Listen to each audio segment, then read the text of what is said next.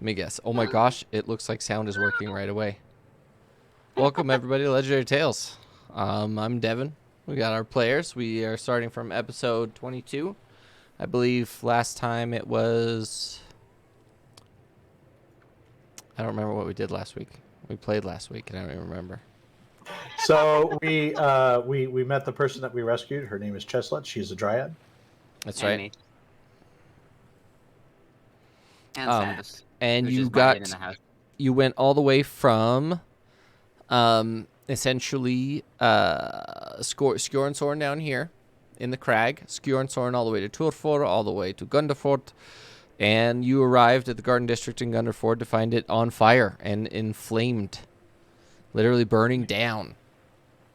And Kasamir met us there, and there was some question about his intentions, but yeah, he met us there.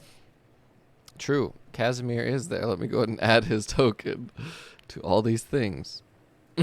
I forgot about him. Oh, I should probably make him long rest as well.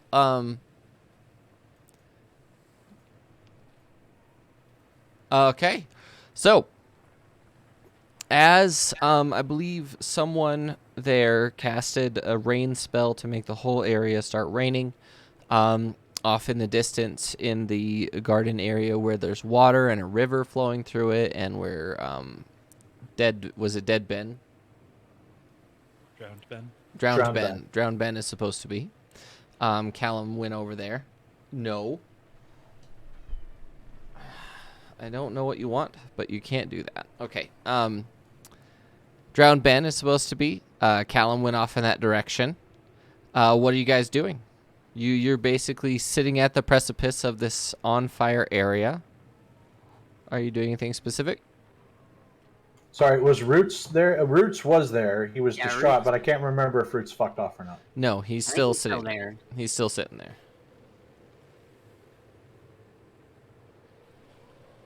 Vidar's analyzing the situation and going to ask Roots, what should be the top priority of things that are still burning that we could save, and how should we go about saving them? I believe that, from what I saw, we are under attack by elementals, and they removed our protection gems. I believe you have to kill the elementals and take their gems, and it should fix it. I will mend whatever I can. And he just sort of stands up and brushes himself off and pulls his hair back into like a ponytail. He's got this huge, like, really matted afro with a bunch of tangles and a bunch of branches and stuff that are in it. Not because he put them there, because they just are there. And he sort of picks a couple of them out and then puts his thing into a ponytail and rolls up his sleeves and starts like casting nature magic everywhere. He pulls Chaztelet over with him, and they start working on getting a bunch of stuff mended in the current vicinity. In the distance, towards the lake area and the river area, you can see a bunch of red light. If it's elementals we're looking for, I believe they will be over there. Gonna motion towards where the red light is coming from. Samus nods. Off we go then. Roxanne. All right. Here we go. We're going to move into the Garden District. Oh, why is Kasamir dead? I don't know. Spoilers. It's a long Spoiler. Oh, gosh. Directly in front of you, it appears to be lava. It looks like lava, but it's just glowing underneath the water.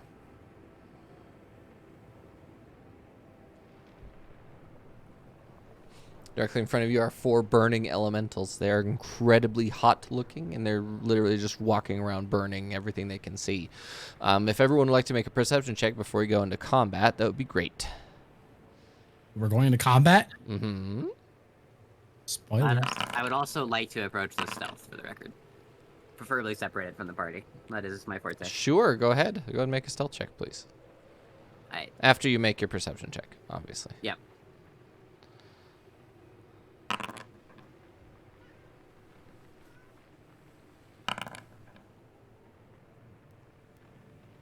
Okay.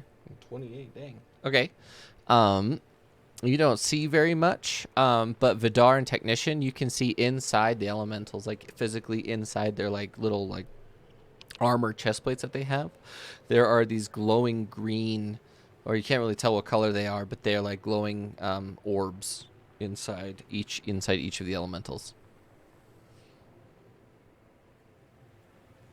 Arcana check to see what the glowing thing is. Sure.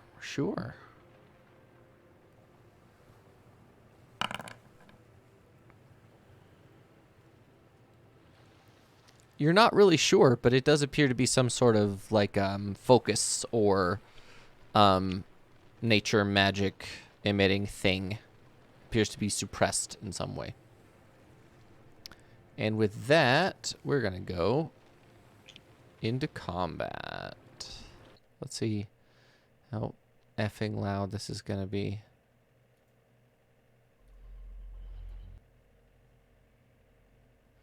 Okay.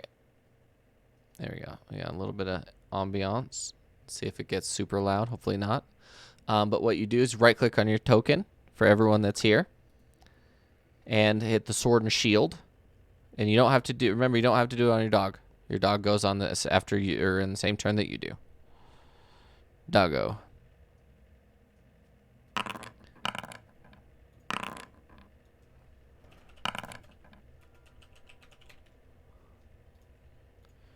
We're going to copy this guy, move him over, and then add him to combat.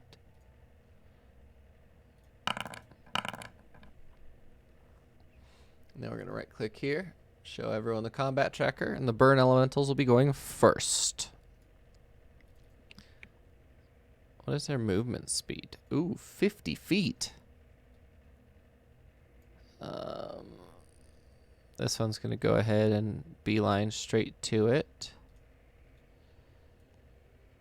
He's going to make a perception check to see if you're there, obviously. Actually, he cannot roll high enough to see you.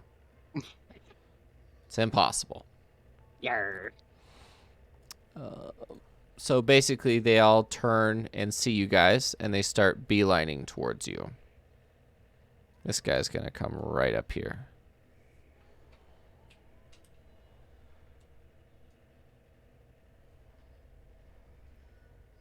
All right. Do they have any attacks that they can do?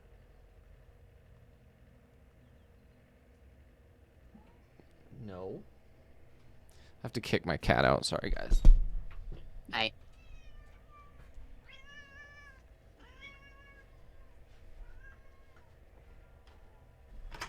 Yep.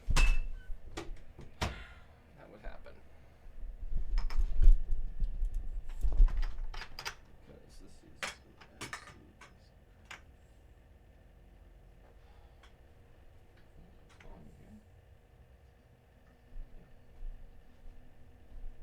All right. One more thing to add on to the list. Okay. What are we doing? All right. They don't really have any attacks they could do at the moment. So that brings us to Technician. What would you like to do?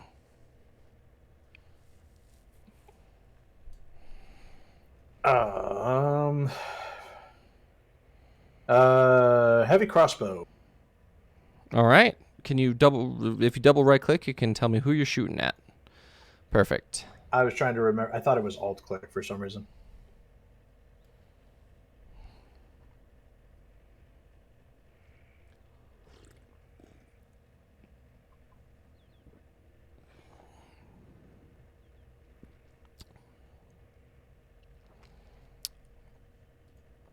I see 1,000,000 heavy crossbows. Okay, sorry, I forgot how that worked. I was on the wrong screen. Oh, you're good. It does hit.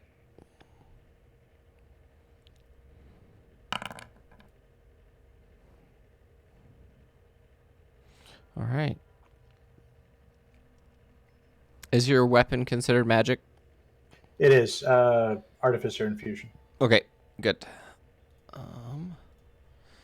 -10. All right, there you go. You shoot at him, and it passes through and hits one of his like pieces of little like solid. He's like a bunch of solid masses all inside of him. It's holding him together, and it hits one of those, and it shatters that little piece of him. And we go again. You have 2 attacks, right? Yes. Okay. That does hit. Okay. Minus 13. Perfect. And then bonus action. Defender, attack. Okay. Go ahead and move him.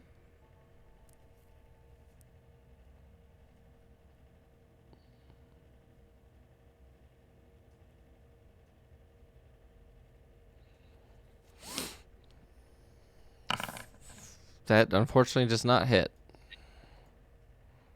Wait. I feel like that's really low for his ability to hit.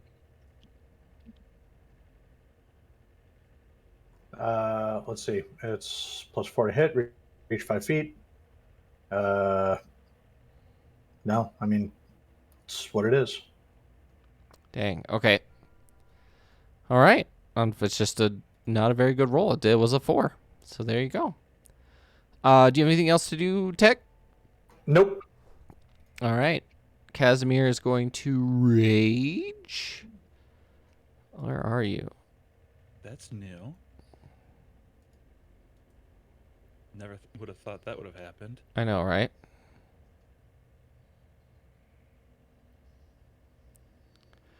The barbarian goes into a calm.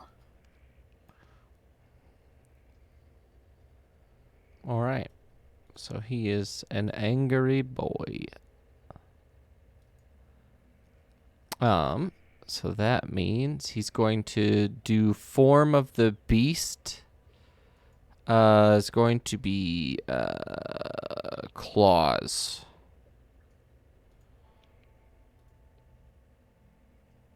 Right, no, it's going to be bite. And then he's going to swing his great axe at this guy 2 times. Attack. That's a crit. And a thing. Holy moly. He rolled incredibly poorly on that crit. That's okay. He does a total of 38 damage. And then he's going to move. You can move through the fire elementals as long as you don't end in the same place as them. You don't take damage, by the way. Just FYI. Do they get an attack of opportunity if you do? Only if you move out of their engagement range. Okay. Oh, a creature that touches the elemental or hits with a melee attack takes fire damage. Yeah, it should be. It's not. It doesn't have to be a stay in space. It's just a touch thing. Yeah.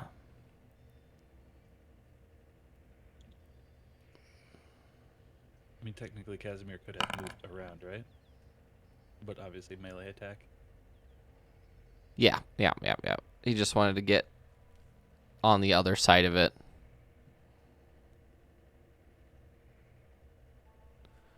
Okay. Wait, why is it 3d10? Oh, okay. So it's 2. He takes 2. And then Kasamir takes 6 minus 6 damage. Okay.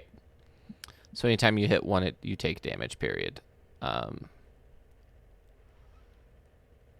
Okay. That brings us to Lorishik. What would you like to do? I have a question. I don't see this on my D&D Beyond sheet, but I do see it in VTT. Mm-hmm. I have a spell called Freedom of Movement now. Is this actually mine? I give a spell? It is a spell. It's a abjuration. It's a touch. Do you have a spell scroll? I do, but it's not for. It's a 6th level spell, and this is a 4th level spell. Why do you have that? I don't know, but I would love to keep it. I mean, Oh no, it was the Didn't you you have an oil of slipperiness, which is I have freedom grease, of movement. which is another spell I have. Yeah. Grease. You had a grease thing, right? Didn't you have a magic? The Yeah, oil. grease The I oil should of have because of my oil. yeah, the oil of That's a slipperiness. conjure. Yes, But but- freedom of movement is. from the oil of slipperiness. Oh, cool. Okay. So you have both of those. well- They're just linked to an item. Good to know. Okay. It doesn't say that where I can see it, right? Yep. Okay. All right. I am going to I'm going to attack this boyo. How do Okay. I- There it is. I'm going to reset all of my things. I'm sorry.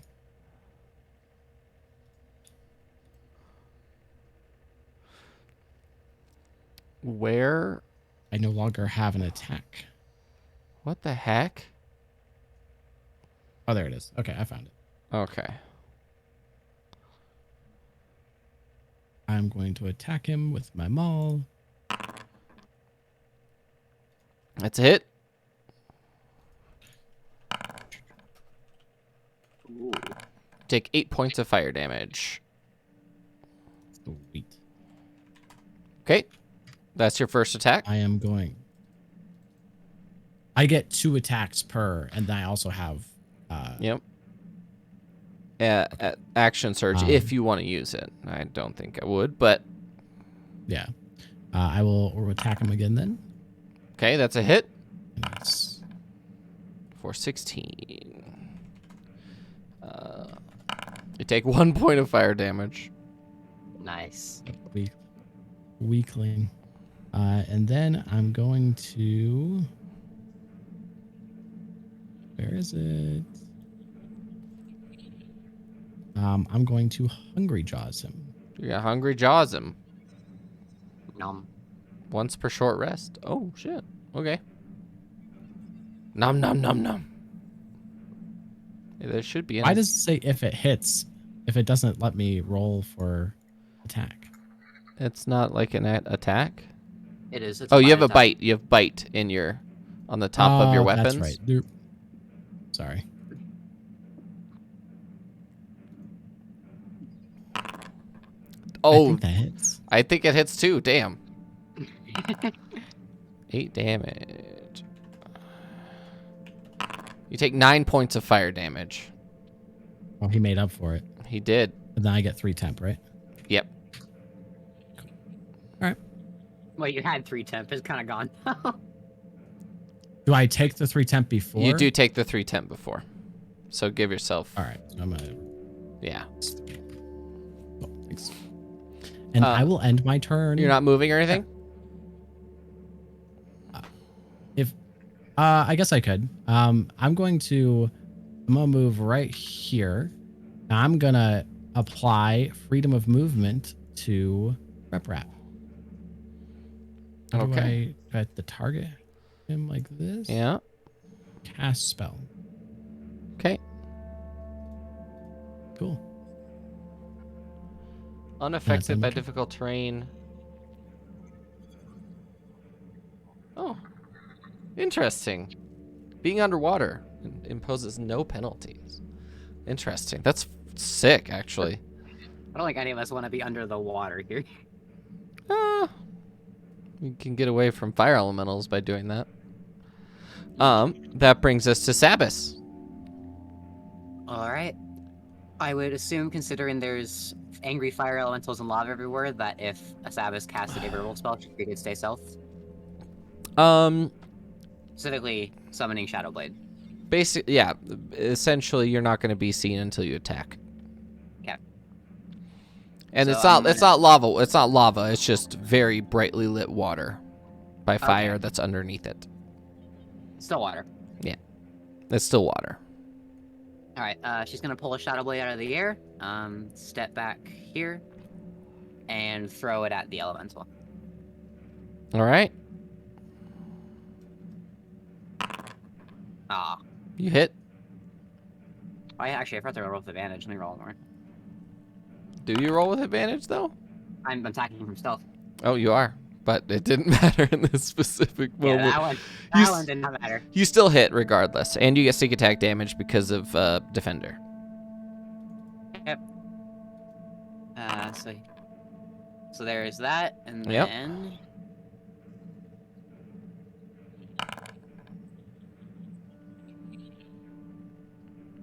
Okay, so 26 damage.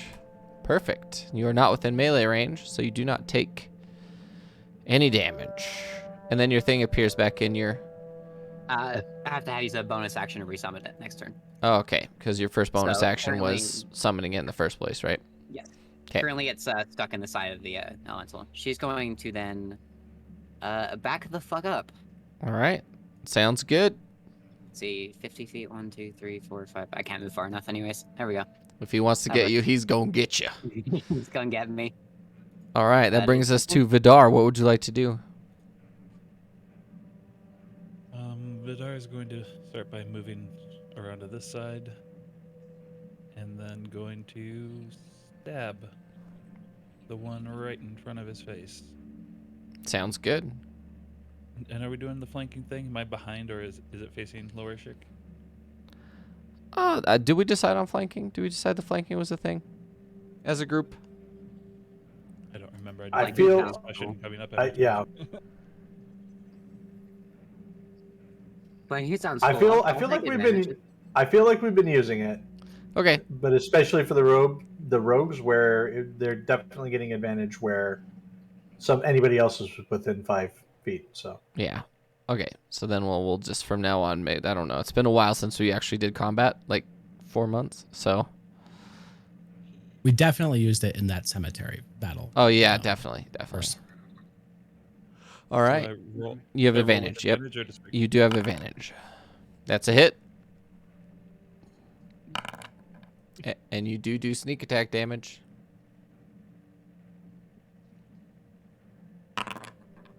All right. That is 19. You okay, MB? That was a great roll. for- You take 9 Sure. points of fire damage in retaliation. Those were not melee attacks, though. If you hit him while he's within melee range of you, So it still splashes onto me, even if Yep. I'm not actually stabbing. well, if you're with anything? throwing a weapon in melee, you're at disadvantage. Just FYI. Okay. That still applies. Yeah, but Cool. we're just gonna say that you stabbed him for the sake of ease at this point. Just FYI. Also gonna stab again. You're gonna stab again? No, you don't. I don't take any fire damage, though, right? No. So that's No, if you miss, you take no fire damage, NB. And as you're looking at him, his flames are barely there. Barely there at all. Are you doing anything else? No, I'm gonna end it here. All right. So that brings us to the burn elemental. Defender takes 3 damage. And then everyone in melee range of this guy right here, the guy at the bottom, takes 10 points of fire damage. Because you are within melee range of him on the beginning of his turn.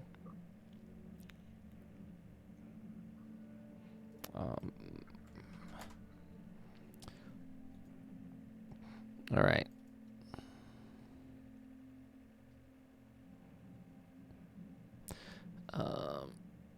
What does this one do?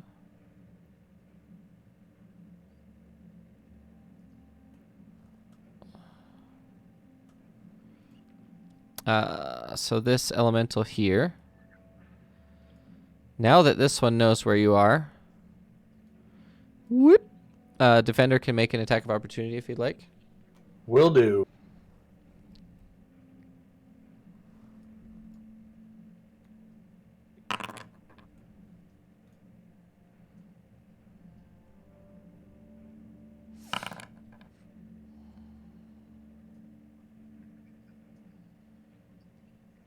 I assume 17 hit, so. Oh yeah, absolutely, absolutely, it did.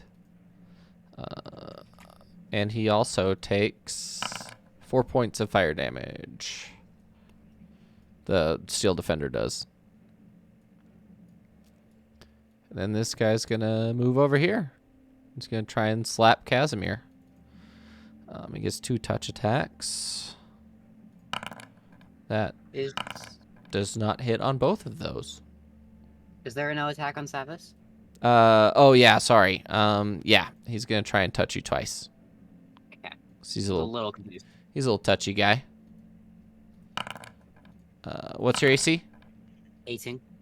18. Okay, he hits you with both of them. He Hmm. can't hit Kasamir to save his own life.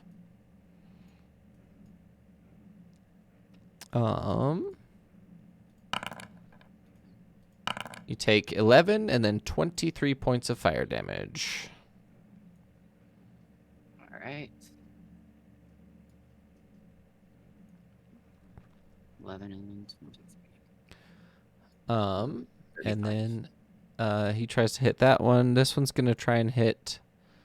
He's gonna try and hit Vidar with both of his, or let's do a cheeky 1 to 2, 3 to 4. All right, he's going after Lorishik with both of these attacks. What's your AC? Okay, never mind. 13. He misses the first one.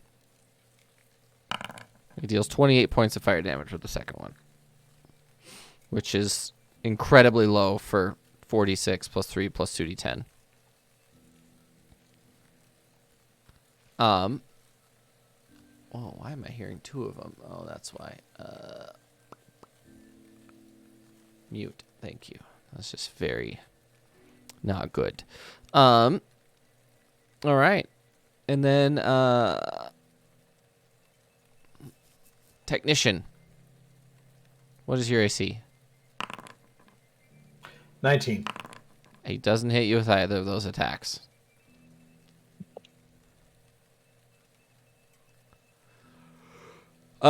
Everybody make a perception check, please.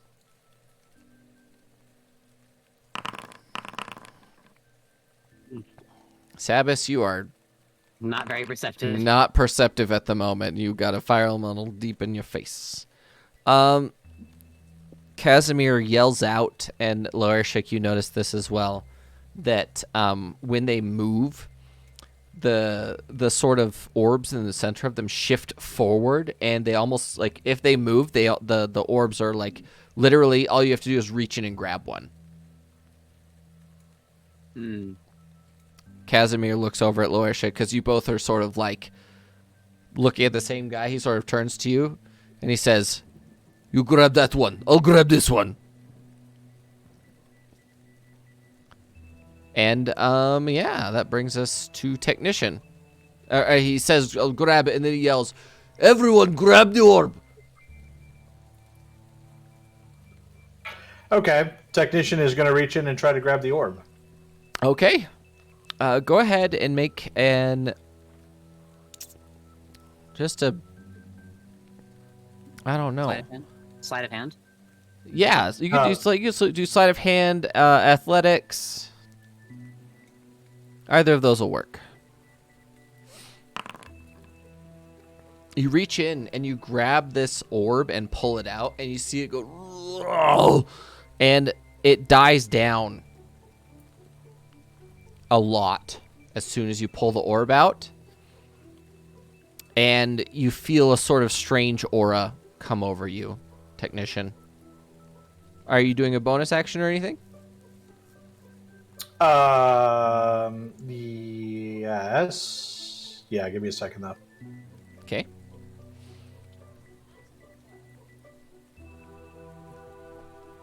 That is really loud. Very pretty though. It reminds me of like the endless set games. I know, right? Those are very pretty, actually. I just don't want it to overwhelm if people are talking, you know?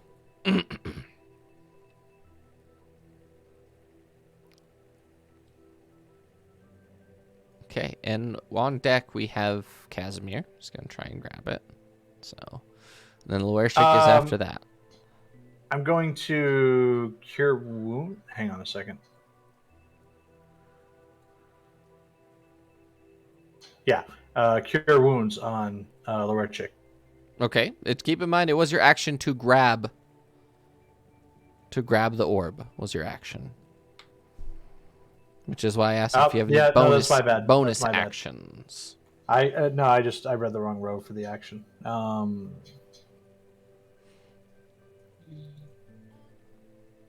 In that case, I do not, other than I'm just going to tell Defender to attack. Okay, go ahead. Attack!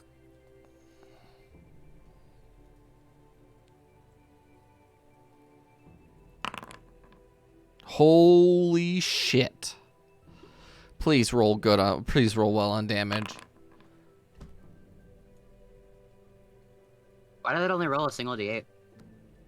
That's a good question.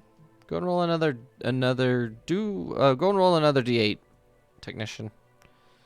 I don't know why it would do that. Did you not click crit? when Did you did it? did you click crit damage? I'm pretty It says sure I did. critical It hit. says crit there, yeah. It does say crit there. What the heck? Okay. Well, it's still 11, and because you took the orb out, he does not take fire damage. Anything else, or are you good? I'm good. All right, that brings us to Kasamir. Kasamir is going to athletics his way inside this guy. And he gets advantage because he's raging. And he rolls a 25. So that is definitely Kasamir. Oh, yeah, we can't see Sabas. There it is. Okay. Kasamir reaches in, pulls out the orb. The elemental shrinks a significant amount. And he sort of just looks over at Lorishik and just nods. He's going to use his bonus action. Yes, he's going to use a bonus action to bite him.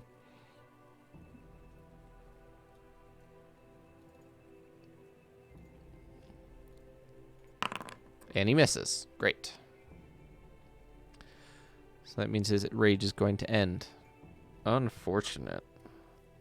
Unless he can get something to do damage to him. Oh, wait. He just has to attack, right? As long as he tries attacking. The rage doesn't go away. Yeah. I'm pretty sure. He doesn't have to hit anybody. He just has to attack. If you haven't attacked a hostile creature. Okay, good. Good. He did. He tried to bite him. Nom, nom, nom, nom with his bonus action. That brings us to Lorishik. Hello. I'm going to use second wind. Okay. So I actually get... That's awful. It should be plus 8. So... Wait, why does it say you're level 7? Because I'm level 7. I thought we were level 8. Were we supposed to level up yesterday? No, we've been level 8 for a while. I'm still level 7. Technician is level 8. I'm level 8 as well. Interesting. Okay. Fascinating. We're gonna solve this on the break. Yeah, you guys are level 8 on D&D Beyond. Okay, duly noted. We'll fix that in a minute. That was a terrible roll, but you get 1 extra hit point because you are level 9. You are level 8, by the way. Okay, so that's 9, but I actually double my dice because of my periaptive wound closure, so it should be 10, right? Sure, roll another d10. No. I just double whatever the roll was. Oh So shit. I rolled a 1. Okay, so you get an additional 1. So 2 you get plus 8, so 10. 10. And then I'm going to reach out and try to grab bottom guy's orb. Okay. Check, you said? Athletics or Athletics or sleight of hand? sleight of hand? Athletics it is. Yeah, you reach in there and you actually kill him. You pull it out almost like kill him. His body was sort of linked to it, and it dissipates and his like charred armor falls to the ground as you pull this orb out. Sweet. And it's like the size of a I'm soccer going ball. to move over to Kasamir, and I'm going to use action search, Oh shit. Okay. and I'm going to attack the one that's in his hands. Do it. Absolutely. Sorry, so I need to fix my hotbar. Oh, you're good. That's a hit. That's damage. You don't take fire damage. Sweet. And think that's all I can do. Don't you get 2 So attacks? So Yes. my first action was grab. So did I not need to use action surge because I technically get a second action? No. Or Whenever is you one take action whenever you attacking by take attack the whenever you twice? take the attack action, you get an Got it. extra attack. Sweet. I'll attack him again. That's a hit. Damn, 14. Perfect. That brings us. Anything else? You did your bonus action. You did your 2 actions. Dope. Brings us to Thank you. Sabbath. Just quick question, because he forgot to shout Kalima when he pulled out this thing's heart. Is he going to take negative inspiration, or? No. I'm What'd gonna do rogue bullshit, which is use my bonus action to disengage and then my action to dash. Okay. You can move pretty much anywhere you want up to this point. So you're 30 feet, right? I'm actually 40 feet. I got my Oh, then you can move wherever you want. yeah. She's gonna just fucking book it around everything over to here. And that is both my action and bonus action. All right. He's like, what the? He's sort of turning around, all fiery and angry. That brings us to Vidar. What would you like to do, Vidar? Vidar is going to move a little bit closer to Sabis, but then turn and stab. I know, original. You're gonna chuck, throw, and stab. Who are you throwing at? The one on the right next to Lorishik and Okay. Kasamir. Go ahead. Double right click selects, don't forget. Yeah, if you double right click, I can see who you're targeting. There you go. Is this normal, right? It would be I normal, think- yeah, because they're not on the other side. Okay.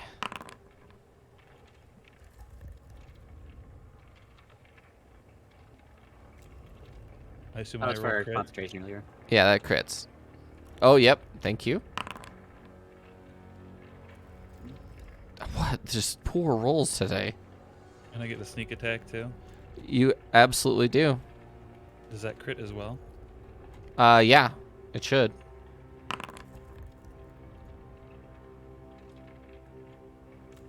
That didn't double. I mean, it's 4d6. It's supposed to be. Isn't your current sneak attack damage 46, right? Yeah, it should be. I was gonna Yeah, say it did what? double. 5, 3, 3, 1. Yep. So roll again. Roll sneak attack damage again. It's weird. The critical hits aren't doubling in this. That is not cool. Was my first one supposed to be not? It's supposed to be properly? 8d6. It was supposed to be 8d6 for crits. Either way, he's dead. You absolutely annihilate him. Either way, like that was like you did 13 damage over his health total. So he dissipates and his like charred armor falls off. And I'm going to bonus attack into the one over by. Absolutely. Technician. This one you do get advantage because of Defender being there. Okay, that's a hit. That's 7. Perfect. And that ends my turn. Okay. Since this one is missing his fiery core, no one takes any damage at the beginning of his turn. He's going to go ahead and swing at the boy, the man himself, the technician. And he hits with one of them. Technician, you take 13 points of fire damage, please. He rolled incredibly well. 50 feet. This one, however, still has his core. Get bit. Oh, Kasamir and Lorishik take 2 points of fire damage. You're getting bit. I still have my reaction, don't I? Oh yeah. As with your boy. Do it. Wait, who did he attack? Did he attack Kasamir? Or? No, he just whenever he gets right next to you, he deals fire damage with the second he Okay. gets next to you. That does not hit. It's just 2 points though. And then he's gonna attack Kasamir 2 times. because Kasamir is mean.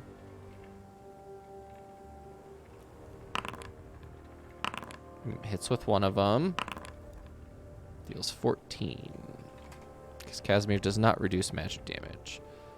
Or at least non-physical. That brings us to Technician. You're holding a core.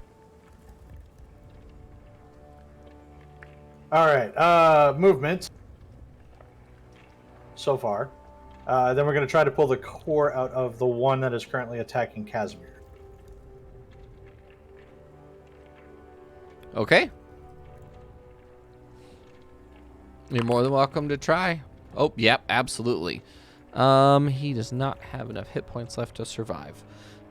So you pull the core out of this one, this giant green orb, and you pull it out. Now that you can see it, it's green.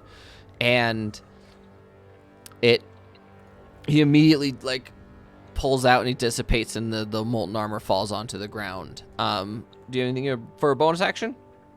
Yeah, we're going to tell Defender, eviscerate. Okay. Do it right this time. Stop missing. He has advantage. Because you're there. That's a hit. That's the crit damage.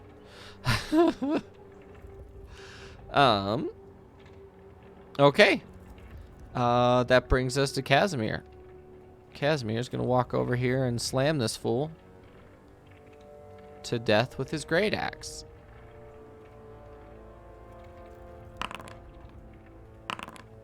Pretty sure the minimum damage kills it. Yeah. Yep. Kasamir walks over, double slashes, and they dissipate. As they dissipate and their remains fall to the ground, I need all of you to make a perception check, please.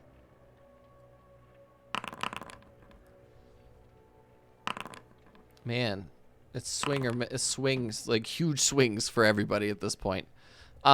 Vidar and Technician, actually everyone that's holding an orb, meaning Lorishik, Kasamir, Technician, and Vidar, as you hold your orbs and you're looking at it, you can see that these soccer ball-sized gems have large, sort of like swirling mist inside of it. And the second you do that, and they're released from the fire elementals, they begin to glow. What are you doing? We are officially out of combat. So, for the moment. Identify. Okay. So you're gonna take is it 10 minutes for ritual identifier? Or are you gonna spend a spell slot? I was gonna cast it. Okay.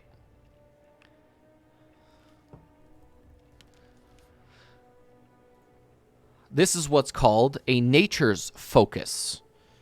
And when you have enough of them, you can set them up in a perimeter, and it prevents fires from happening in the area and that kind of thing. And these appear to not be damaged in any way, but they appear to be used in a sort of ritual that released them from their ability to protect the area.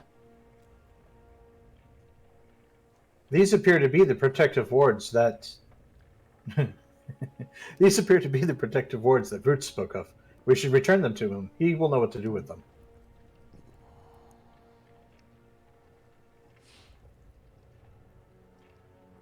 Agreed. And I pull a health potion out of my bag. Okay.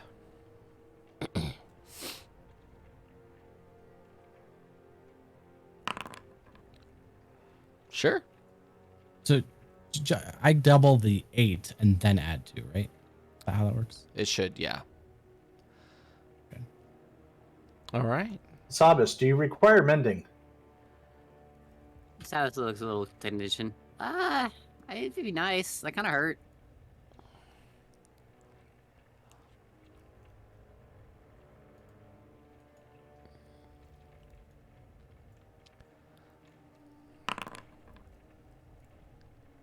Jesus, that roll. The rolls today are just bad as a whole. That's okay. They're allowed to be. Savas is gonna mend up her clothing from the scorch marks, not quite enjoying the fact that they're there. And us, what do we plan to do next? Is there anything else we need to go do? Anything else we need to kill? Roots told us to see if we could take care of the elementals. We did. And it looks like we may have recovered the protective thingies. So bring them back to Roots then? Wards. Yeah. Protective thingies is the technical term. Technical term. As you guys get back to Roots, he's like casting healing like spells or like growth spells all over all the plants and the trees and things that have like these giant scorch marks all over them. You get up to him and he goes, "Oh, you've gotten the wards. Oh, I'm so happy." And he's just sort of like shaking, and he's like, hand them to me." Rep-Rap's going to hand over his two. Okay. I'm gonna hold on to mine for a second. Okay. And see how would Roots reacts to getting those two. Make an insight check for me, please.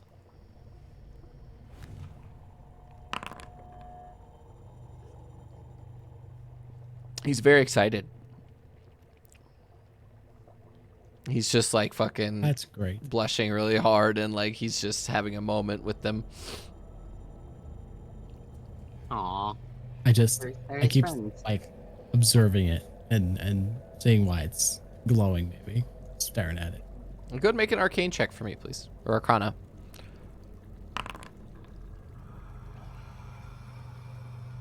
Does Vidar notice? Will fact the that old Lord- king? You're gonna will the old king on the Arcana check? Yeah. Okay. As you're looking at the Arcana check, the more that are close together, it starts glowing, and literally the ground that Roots is standing on is actively flourishing. Like the grass that was like a little bit burned away has already regrown and is growing wildflowers underneath him. I look to Kasamir has the other one, is that right? Yeah, Kasamir I has the look other one. to Kasamir and say, it looks like these are healing the burned grass. That's what And I toss said it to before. Roots. Oh, shush, Rap. No one listens to you. I already told you what these are.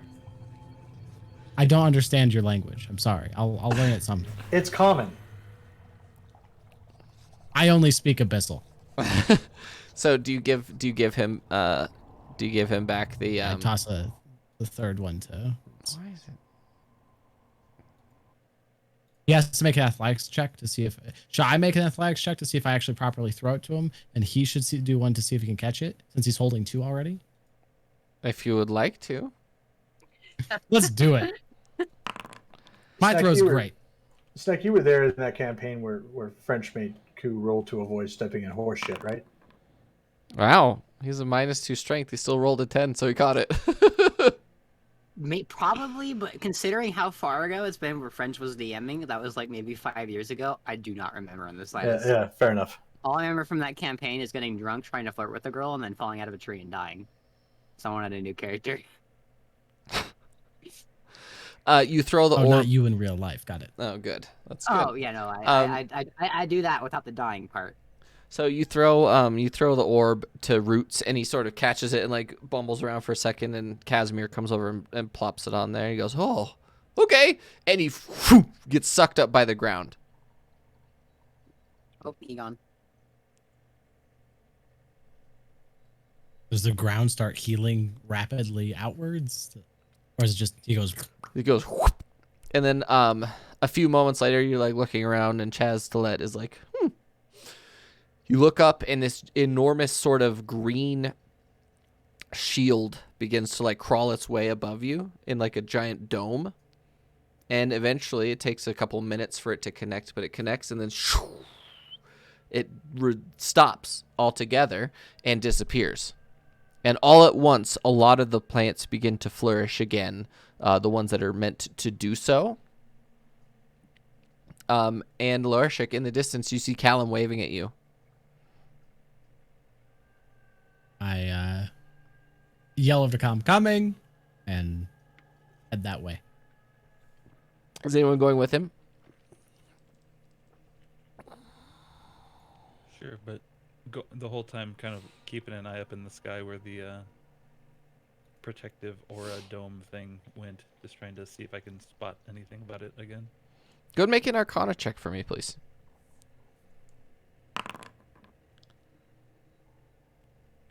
It does look almost like small, transparent, the like cottonwood wisps that we have here. That I don't know if you have cottonwood where you live, but it's the worst thing ever. But they're like tiny little, small, transparent, like cottonwood wisps are like sort of falling all over the place. You'd have to really, really look in order to see them. But they appear to be like the magical healing aura is manifested, or the trappings of it are manifested in that way. And as I follow after Lorishik, turn to Sabas and say, Roots is notoriously eccentric. Him disappearing like that is not necessarily concerning. And then keep walking. Sabas gives a shrug. He seems the type. And then is going to follow Vidar. Okay. Technician, what are you doing? Technician is going to go to Cheslet. Thank you for your assistance in helping Roots. It is my pleasure. I enjoy healing and doing these things. Very much so. He didn't give you any trouble, did he? Oh, of course not. He knows apparently more about me than I do. So he actually taught me a few things about how to manifest powers and things. Fascinating. And then basically Rep is just going to try to get to know Cheslet a little better, but I figure we don't need to do the whole thing unless you want to. We don't have to if you don't want to. There's probably more interesting stuff happening with Callum. Yes. So we can get back to that eventually. So you're just gonna sit there and talk with Chastelet as they go talk to Callum? Yeah. You get over there, Lorishik, and the bridge that you guys are basically fighting in front of the bridge. It was like if you were to take that map and shift it north, the bridge is that way, past that like wooden trail that leads up. There's like a bridge a little bit farther north of there, and Callum is sort of like leaned over to the side, like pointing underneath the bridge, and Drowned Ben is just chilling. The Death's Head Lotus is very much still alive. It's actually glowing. Is he floating at the surface like we can talk to him, or Yeah, at the yanked yeah. chain? He's actually floating. Okay. I go and stand next to Callum. We determined before that Drowned Ben can see Callum, right? Yes. Okay. Hey Ben, how you doing? You see him like shaking. Is he submerged partially still? Yeah, he's still. You'd have to pull the chain a little bit. So Sabas, I reached you guys down and pulled the chain up. You guys walk up on this. There's a corpse in the water that has these like vines all throughout his body, except on the very top of his head. There's a giant chunk of his skull missing and a giant lotus flower growing out of it. And he has one eye that's really big and one eye that's really small. The one eye that's really small doesn't appear to move, but the big eye is like very much focused on you guys. And he's attached to this big long chain that's mounted to the bridge. And he's sort of half like the lower half of his body is above the water, but the top half of him is sort of sunk down. And Lorishik walks over and pulls on the chain, and his head comes up, and he goes, "Hi."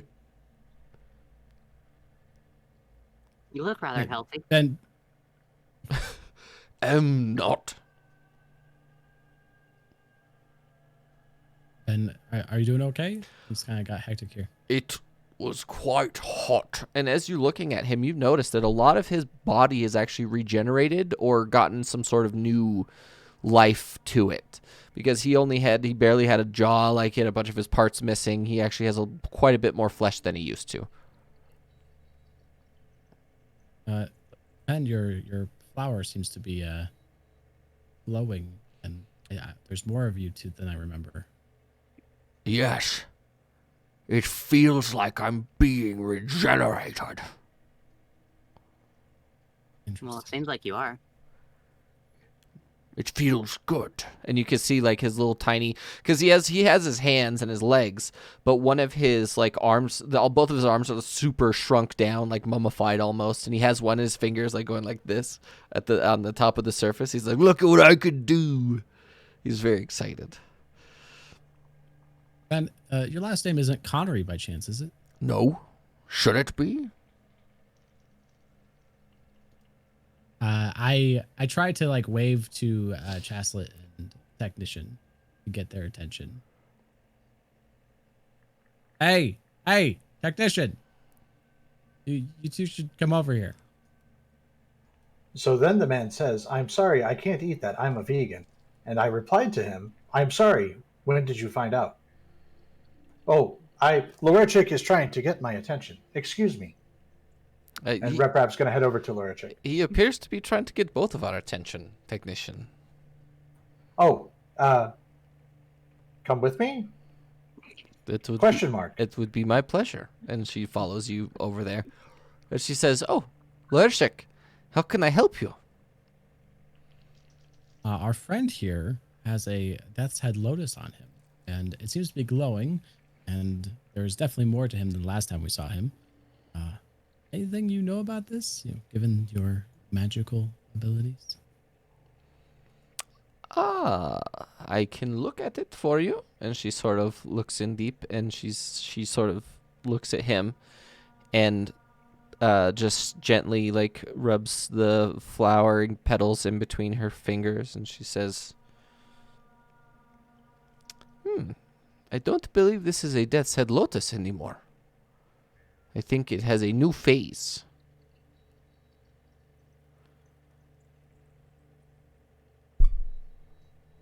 New phase? Like the flower has transformed into a different flower? It's blooming? Well, it's sort of like on a tree.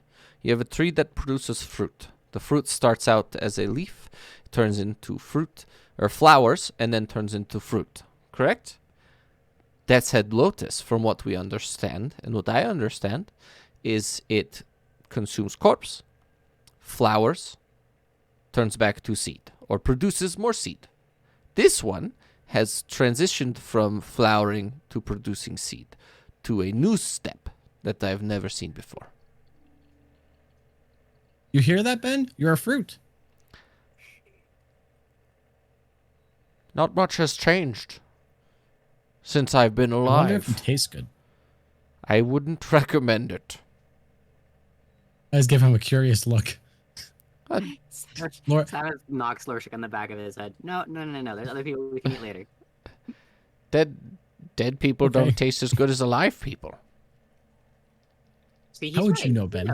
Oh, when I was young and stupid. I had my... Renault told me the same. Fresh meat is better.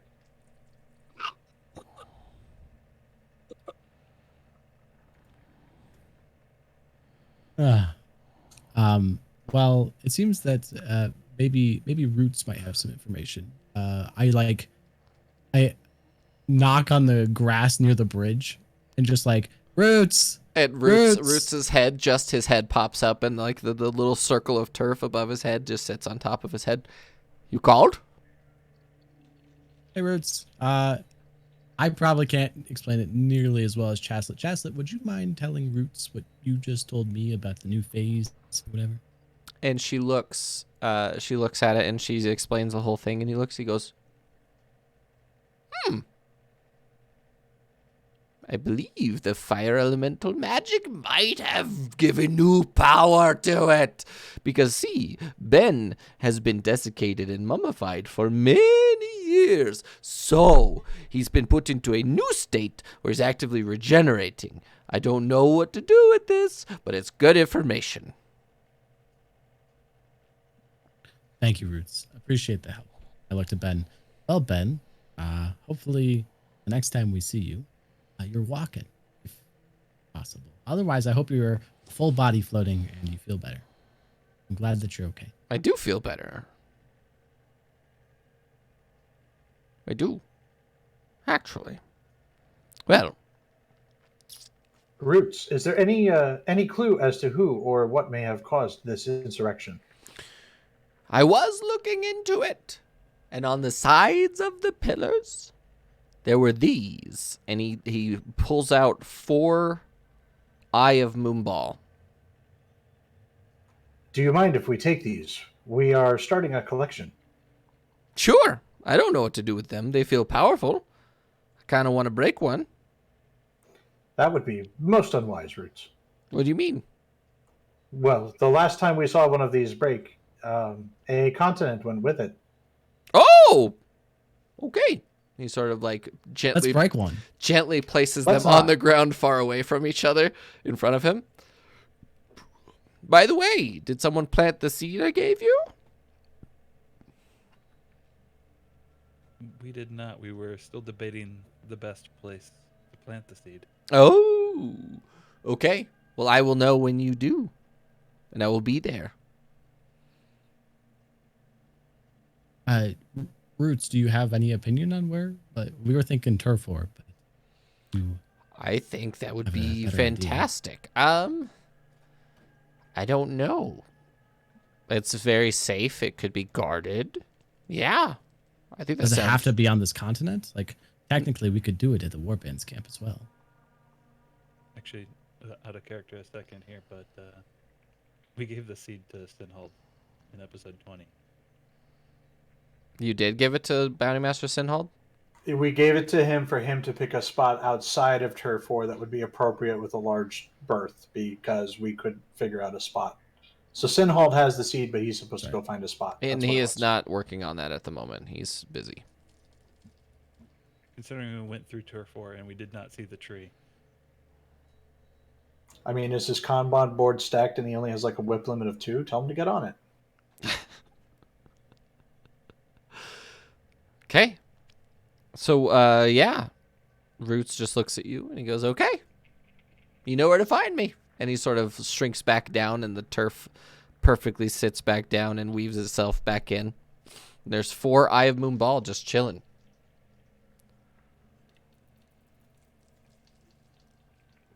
We should return these to the Warband's camp. That would put a damper on getting to Dahakohen. Unless Kasamir is going to go straight back to the camp.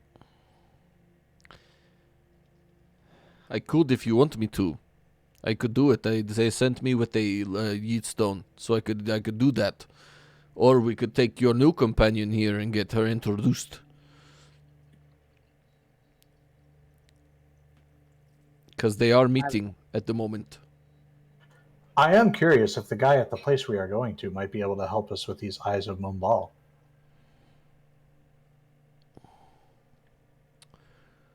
Where are we Would an going? Eye of Moonball give away information.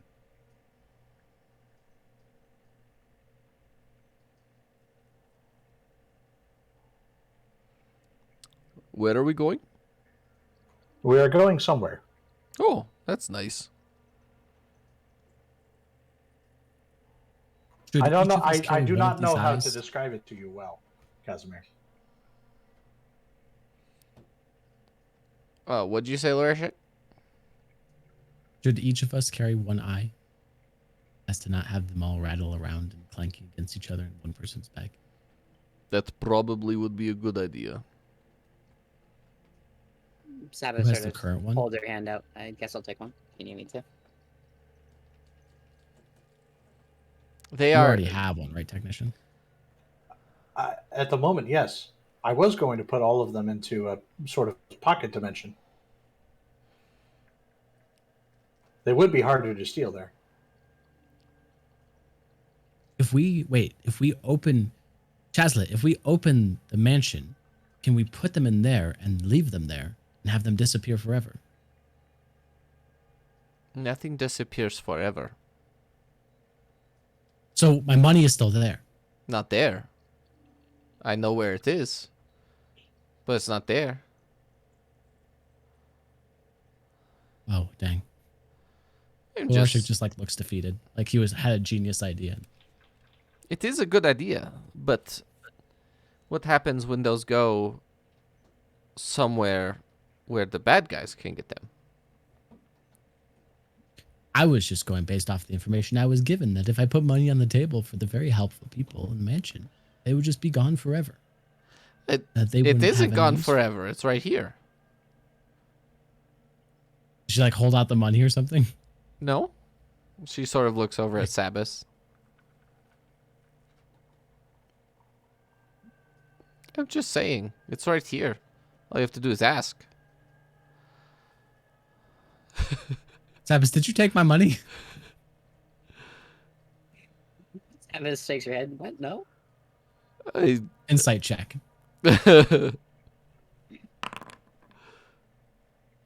Make a deception check for me, please. Sabas. You believe her. I'm just like, Why would I take your money? Cheslet, She are you looked- referring just- to the fact? Are you referring to the fact that the money may have been in the ethereal plane and is therefore connected to the oneness of all things? No. It's literally right deep. here.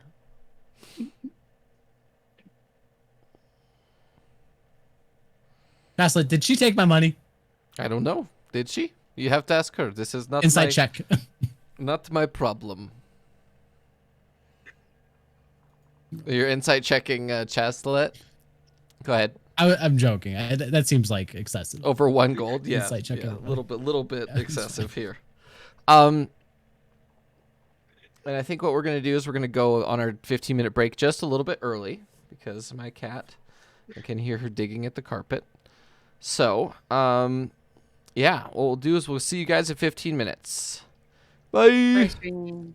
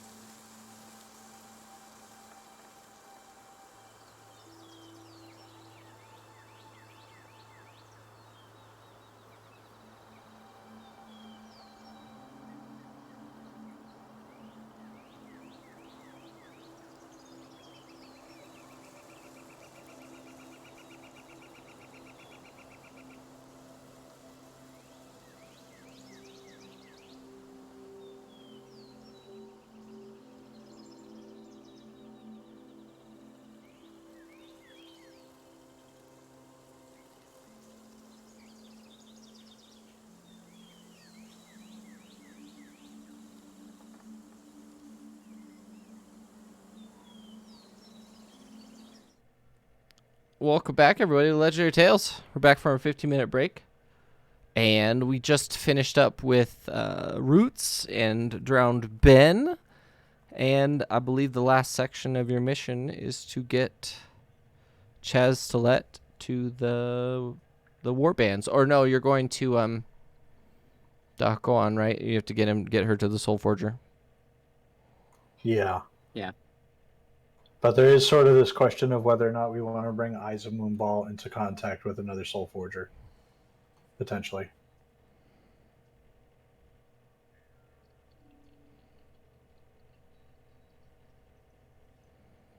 True. So, I'm gonna leave it up to you guys. What you would like to do now? Because Bounty Master Sinhald and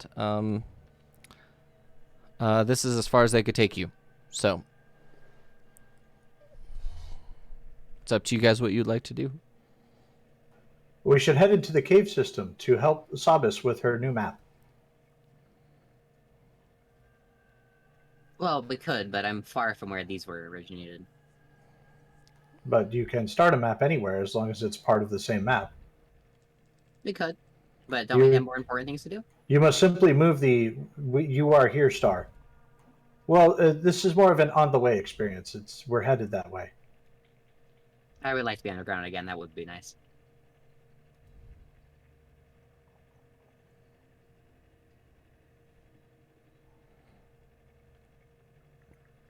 Wait, you guys were underground?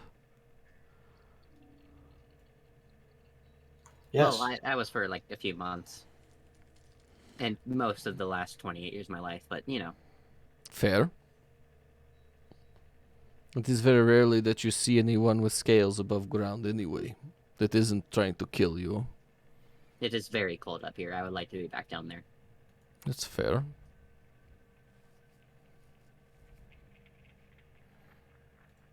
Shall we? Is there a cave nearby? It's a few days walk, perhaps. But then Vidar kind of looks at Kasamir and goes, "How have you been feeling, Kasamir? How is we noticed when we last saw you that your tattoo was acting up. How was that?" Oh, it still sort of itches, but outside of that, Kuzma and I had a sort of one-on-one interaction for a while, a few days. And he let me go. Because if you look at it, he sort of turns around and it's no longer glowing like it's been soul-stitched. It's just inflamed and it looks sort of infected a little bit.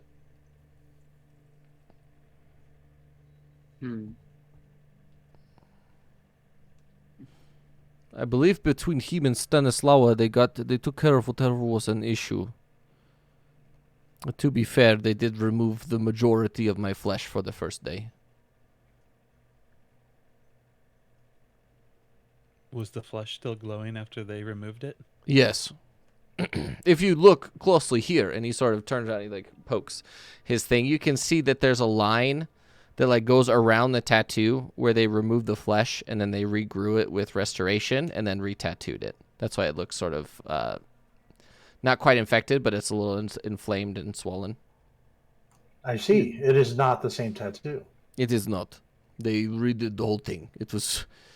The first part was incredibly painful. But you know, you gotta do what you gotta do. What became of the tattoo that they removed? I don't know. I didn't ask. You could say I don't Rotting in the get ground somewhere, I don't hopefully. get paid enough for this shit. Well, we're always grateful for having you around, Kasamir. Oh, well, thank you, Vidar. That's like the first like real flesh and blood person shit you've ever said to me. I mean, how could I not value someone who has kept me alive so many times? Callousness, I imagine, but He sort of takes his like bare chin and he sort of strokes it. He's like, "Yes, I've kept you alive on purpose. That is what we are saying." Sure. Kasamir, we Ye- will travel a few days to go to a cave, which will lead us into a cave system. Sabas needs to take notes so that she may continue to work on her maps. We will also be introducing Cheslet to somebody that will be discussing their destiny. It is dangerous for Cheslet to know any more than that at this point, so unfortunately we also must keep you in the dark. Fair. I'm fine with that. What do you want to do with the eyes? I believe the eyes are the biggest issue that we have at the moment. Do you The have... safest thing that we could do would be to take them back to Stanislava immediately. I could do that right now. And then if you want to give me a location we can meet farther north, I can yeet back tomorrow or the next day. What do you think? Should we meet Kasamir in Trimbal? I have been there before, so yes, I can go there if need be. It really screws with my head that the yeet stones are an actual thing in this universe. I keep hearing yeet and expecting it to be a joke, but no, it's completely serious. It is. It's a real thing. It keeps fucking with my brain. This isn't right. What have you done? Lorishik, what do you think? We have a plan. I'm not our leader. I believe you are, my friend. What? I'm You not... were nominated to the position and no one contested. Yeah, you Yeah, have... Saras gives an unnecessarily deep bow. I vow you to be my leader. Oh, even she says it. And look, she's one of your people. What are all of our options? Go underground, or go back to the war bands, or No, our current plan is to send the Izaboom ball back to back to Stanislava with Kasimir's Yeatstone. Kasamir would be taking the eyes back. We would continue on foot through Dahakoan, through the caves, to go meet the person that will introduce Cheslet to her destiny. Then, from there, continue on to Trimbal and meet Kasamir back there in a few days. when we originally talked to the progenitor, did we show them an eye of Umbal? We did not. I am concerned that while the progenitor may or may not be aware of the Eye of Moonball, its presence with the progenitor in the same room may be a threat. As is Vidar, he originally mentioned this, and frankly, I think he is correct. Sure, but last time we talked, when we met the progenitor, you had it in your bag, and I did not. Vidar has. Are you sure? Yes. The only time I have ever been carrying an Eye of Moonball long term was before with Yvonne. Yvonne took the eye from me and then caused the cataclysm. Every other time we have acquired an Eye of Moonball, we have immediately returned it to Stanislava. You mentioned something about carrying it in a pocket dimension. Yes. If we were to meet up with the progenitor with it in a pocket dimension, would it be able to have effects from the dimension? And we could ask him if it is safe to bring out? I am not sure. Let me explain. So RepRap is going to produce this bag of holding and sort of open it up, show everybody the inside, so that we get a good sense of what's going on here. Mm-hmm. Mechanically, it is sound, and the inside is definitely bigger than the outside. However, it is not airtight. It does stand to reason that a magical thing inside of the bag could, in fact, have effects on things outside the bag. It is probably best to send it to Stanislava. When we meet up with the progenitor, we could ask if he would like to see one. We might wind up making 2 trips. We can always have someone yeet. Or Kasamir, are you going to come back if you yeet back with the Eyes of Moonball? Will you yeet back and meet with us so you can see where the progenitor is? It takes a while for them to recharge, but I can do that. I just have to meet you at the few days later. So wherever you end up and you go into the caves, I will meet you there. Kasamir has not been to that cavern. He would not know how to eat there. No, I've been to Trimbal, but I can meet you over there. I think in that case it makes sense for us to have him go back and meet us in Trimbal. And then we'll head down together to Cohen and the progenitor. Sounds good to me.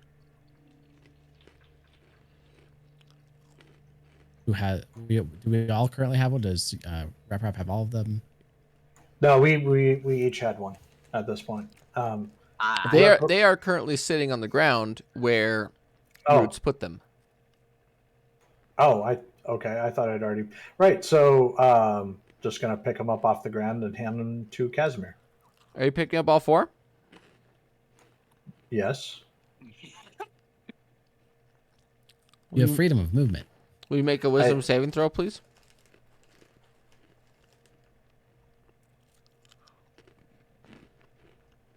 I was wondering what I was going to do next week. Writing evil rap was it, apparently. Natural 1 incoming. Close enough, honestly. Make a perception check for me, please.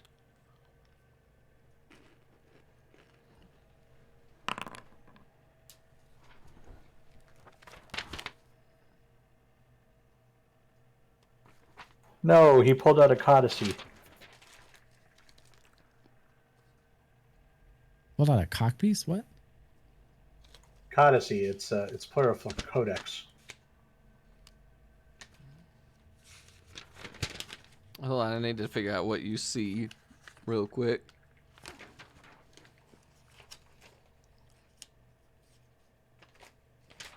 Where did my notes go for that? Huh. Oh, there it is.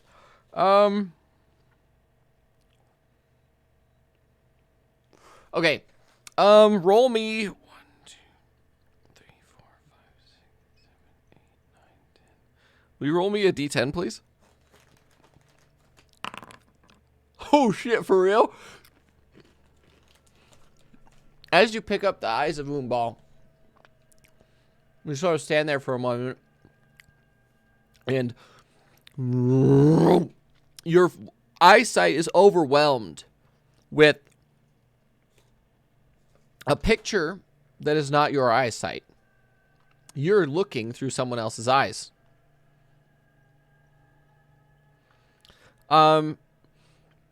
Make a history check for me, please.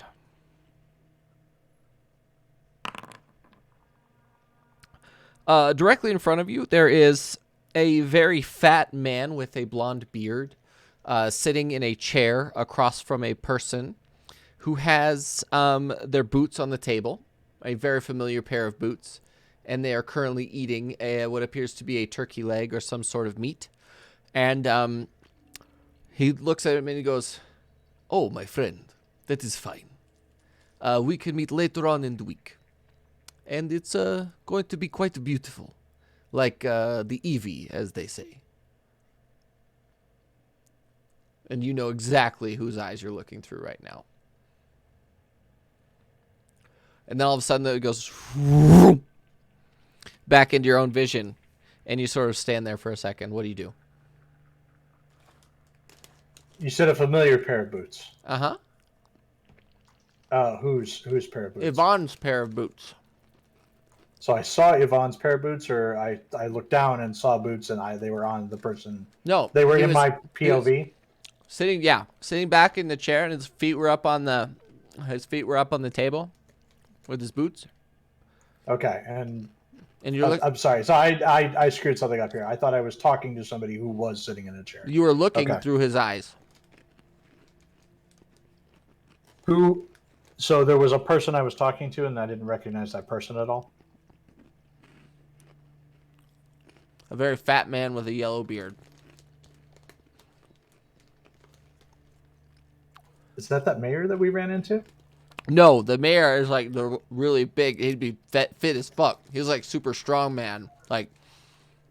No. There was a mayor. The first time we met Haka, he was a short, bald, fat man. That guy had brown hair and he's balding.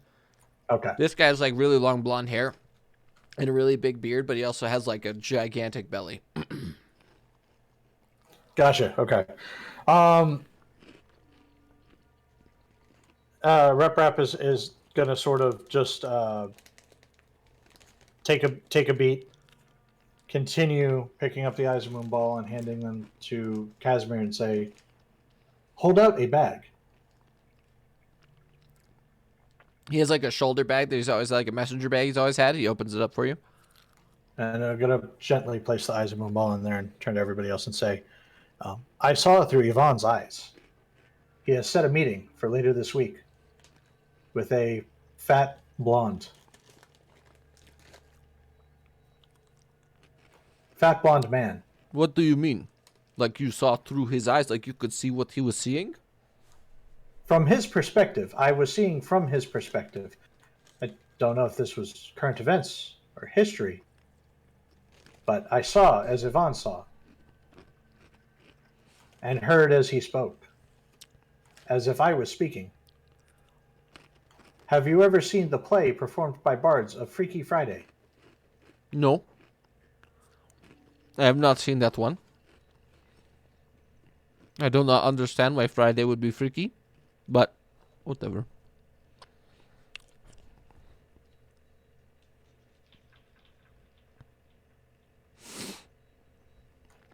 He has a meeting.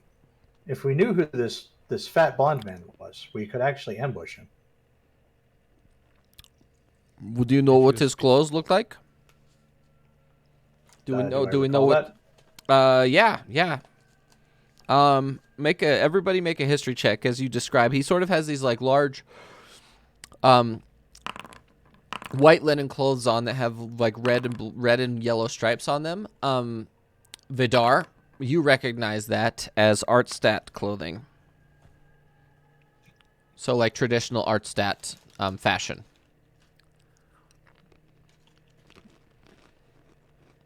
From what you are describing, it sounds like someone from Artstat. But if Yvonne was already in Artstat, perhaps the meeting he was speaking of was him meeting with someone else, and he was conveying information about this meeting. I'm not entirely sure. We do not have a lot of information to go on at this point, but Artstat does sound correct. We already know that Yvonne works for the government of Artstat. He works for the big bad. A little asshole. What, I don't remember his name. The little one in the bronze mask, right? The Child King. Yes. King Shiram? Yes. That little penis face. That's fine. Alright, I'm going to drop these off with Stanislawa. Don't touch them, right? Is that like the thing I need to say? Don't touch them? Yes. Okay. Don't touch them directly. If you do, there's a good chance you could also experience visions or worse. And that was that is a little bit less than ideal. All right, I will see you 3 days. 3 days. 2 days. Trimble. 3 days. Trimble. 3 days in Trimble. Okay. See you in 3 days. He closes his pack, pulls out like this like sort of baseball-sized stone, and he throws it, and it sucks him into a portal, and whoom, he's gone. Okay, what are you guys doing now? Sabbath is gonna look around at her 3 party members and go, "In his face? Who?" I'm sorry, I did not hear that. What? She's penis face. Who? Who are we talking about? His name is not Penis Face. His name is Sharam, the Child Emperor. Typically depicted in a bronze mask, or when he appears in public, also in bronze mask. But this is the leader of Artstat, the current emperor. He is the one who has declared the war on arcane magic users. Well- Oh, okay, so penis face. Got it. That is debatable. It is entirely plausible that this is just a puppet figure of the government. A figurehead, if you will. But really, it is Yvonne's workings and inner machinations of influence that have caused there to be a war.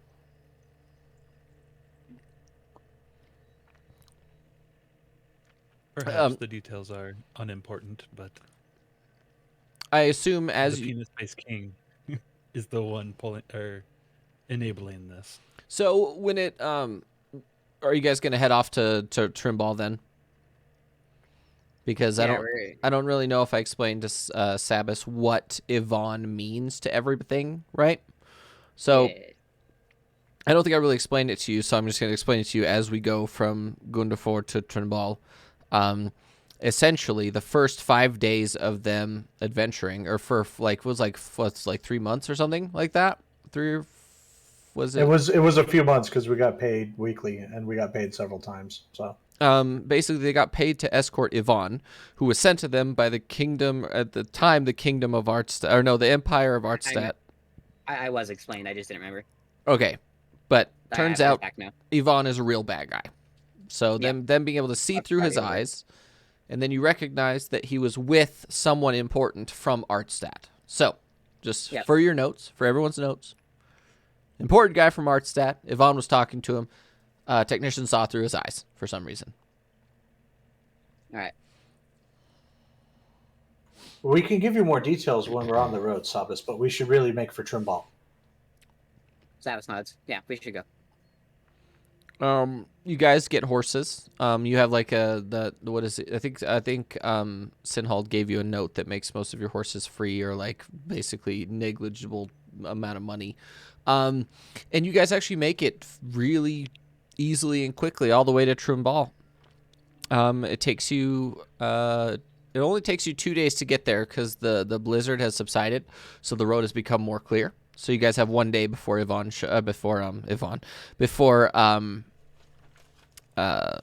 can't remember my own Spoilers guy's again. name.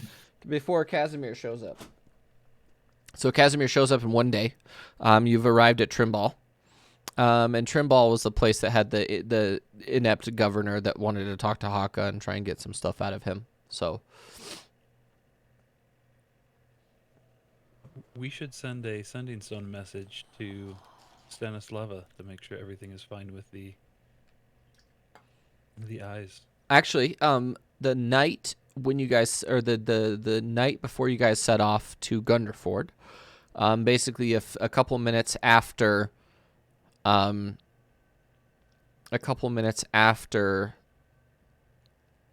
Kasamir gets there, she actually sends you the following message. Kasamir received. Eyes contained. Awaiting instruction. That's it.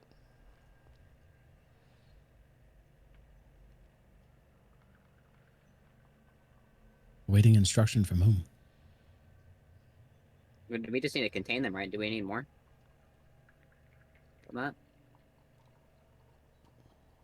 We should go at the earliest time when Kasamir gets here, rush to the progenitor. See if there's anything that we should do with them. And inform Stanislava immediately. It might be worth telling Stanislava now where we are going. And then Did we decide though last time the sending stone can only be used once per day? it is only regardless once per direction? day, both directions. So one direction gets to send one message per day. Okay. So I assume let's go back a little bit. Like the first day you get to here, and I assume that you're camping on the road, right? And it refreshes the following morning. So now would be the time if you want to send a message, you can send a message. Do we want to let them know that we're going to the progenitor? Or is that too risky? More importantly, we should tell her that we have found a person that we've been looking for. One of those, which she has been telling us to find for quite a while. Oh, see. I must have missed something there. No, Are we she was talking the about one that inept mayor? No, who told you to find the Chas Soulforged? was with us. Yeah, Dryad. Stanislava has been Okay. saying. Stanislava has been saying the War Okay. of the Soulforged is here, and we have to assemble the Warforged, and so we need to just be like, "Hey, we found a Soulforged. We're taking them to see the progenitor." But we can't say that in front of Chestlet because Chestlet's not supposed to know they're Soulforged yet, right? So, Got yeah. it. And I don't have a whisper. I tap Rep on the shoulder and say, "Come with me. I need to try to buy some more oils after I used that oil of slipperiness on you last time." And I look to Vidar and say, "Would you mind helping Chaslet find some place to relax or and maybe take a Sabbath with you?" Sure. And I So yeah, Rep is going to go with Lorishik. Yeah. I don't know And, where you're expecting just- to find a store out here. just walk down the road a bit away from them, and I turn to Rep and say, we need to send that message to Stanislava, and it makes more sense for us to not reveal information in front of Jessup. Yes. And you know what we should do? We should invent you a volume dial. Have you ever considered that? No. I pull out the sending stone and say meat into it. It glows, I assume. Mm-hmm. We have found a Soulforged. We are taking them to meet the progenitor. Expecting Kasamir to meet us here in Trimbal in one day. Is that it? That's it. Okay. It stops glowing. Well, I don't see anyone out here willing to sell us any oils. We might as well go meet back up with the group. Oh, yes. They're to my surprise as well. Yes. And we walk back to the other three that are presumably looking for like a tree to sit by or something.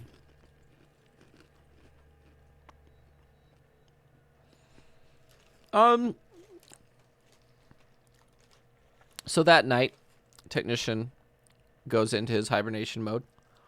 Comes out of it with a little bit of inspiration. Go ahead and roll me an Arcana check, please.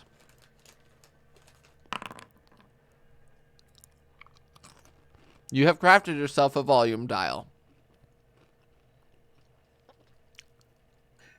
Okay, I know exactly what I'm going to do with that. Where are you putting it on your body?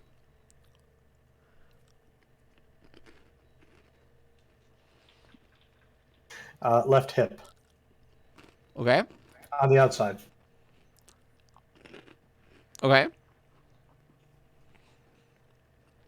Does the new volume dial also go to 11?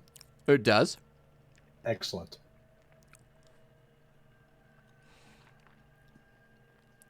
I think we might have just got Rip Route to make a lavender. He's not gonna turn that down. Since he rolled a natural 20, if he presses the volume dial, does it mute? Yeah. Like a insta mute instead of having it turn. Okay, cool. Great. I'm gonna love this. Athletics checks all day. If he tells you about it. Well, sleight of hand would be funnier. Are we at the I'm next thinking morning? yeet a rock. Anyway. Yes.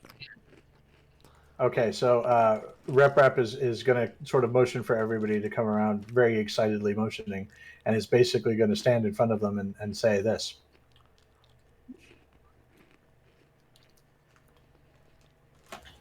This is pleasant. Did you I have invented a learn to volume mime? dial. Oh, you still cannot hear me. You must be not, because I have been now being talked over. I have invented a volume dial.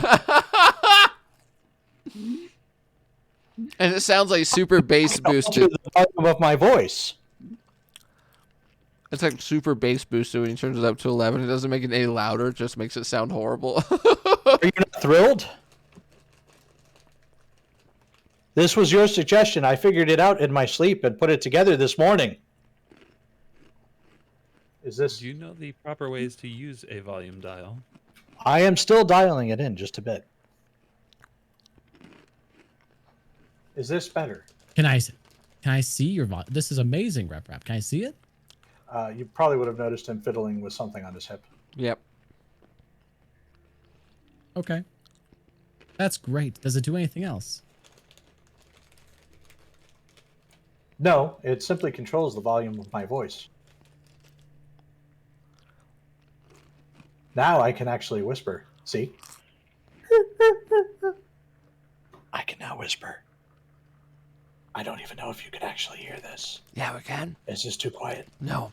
You can? That's amazing. Good Is this job, useful? Rep. Okay. Perfect. Why are we whispering? I have invented a volume dial, Kasamir. Kasamir, my name is Chestolet. I am sorry, you both sound very alike. My apologies. No, we do not. I have a very specific accent, and the other man sounds very manly. I may have messed up slightly installing my volume dial, but hang on a second. I may have made a mistake. Kasamir isn't even here. Good morning, Chestlet. Good morning. I have always had trouble controlling the volume of my voice. Specifically, I had none. That's fair. But now I have fixed this. I Fixed. have a knob. Fixed. Okay. Would you like to see my knob? No, I actually do not. Thank you. Vidar kind of stands there and just shakes his head a little bit and goes, "These modern Warforged are fascinating." Yeah, but at least he's not afraid to go into a room. Just saying. The reason that I am an ancient Warforged is that I am built with priority for survival. And going into rooms is a survival mechanism, apparently. You never know what you're going to run into. Yes, you do with your eyes. If you look around the room, you can tell what's in the room, right?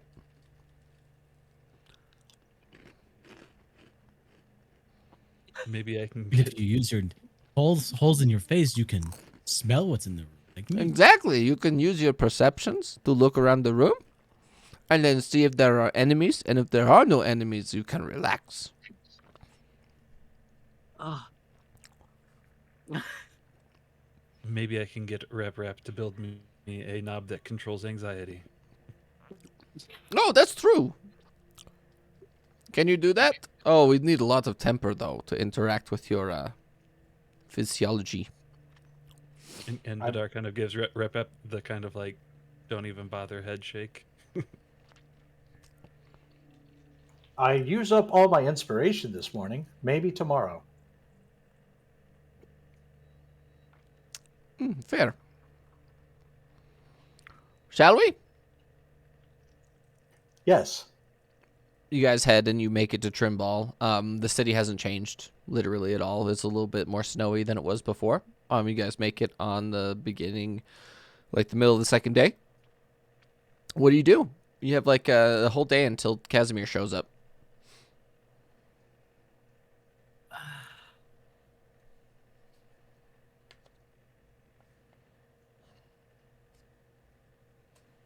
We should definitely be in disguise. I don't think we don't have any lasting ties in Trimball, do we? No, not that I remember.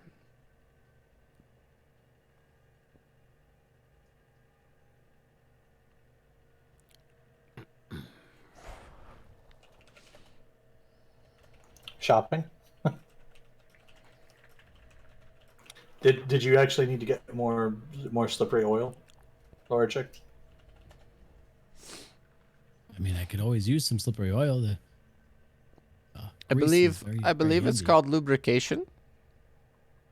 Right? Is that not the technical term? Or lubricant? Yeah, I guess that could be. Yeah, I'm looking for. You saw me use. No, you weren't there. I used a vial on Rep. It allowed him to move like a slippery snake. This is a lot of information that I don't think I needed to know about your intimate relationship with your robot. But It was. I would just leave it. I have no intimate relationship with Lorishik. He Oh, and Callum have an intimate relationship. oh.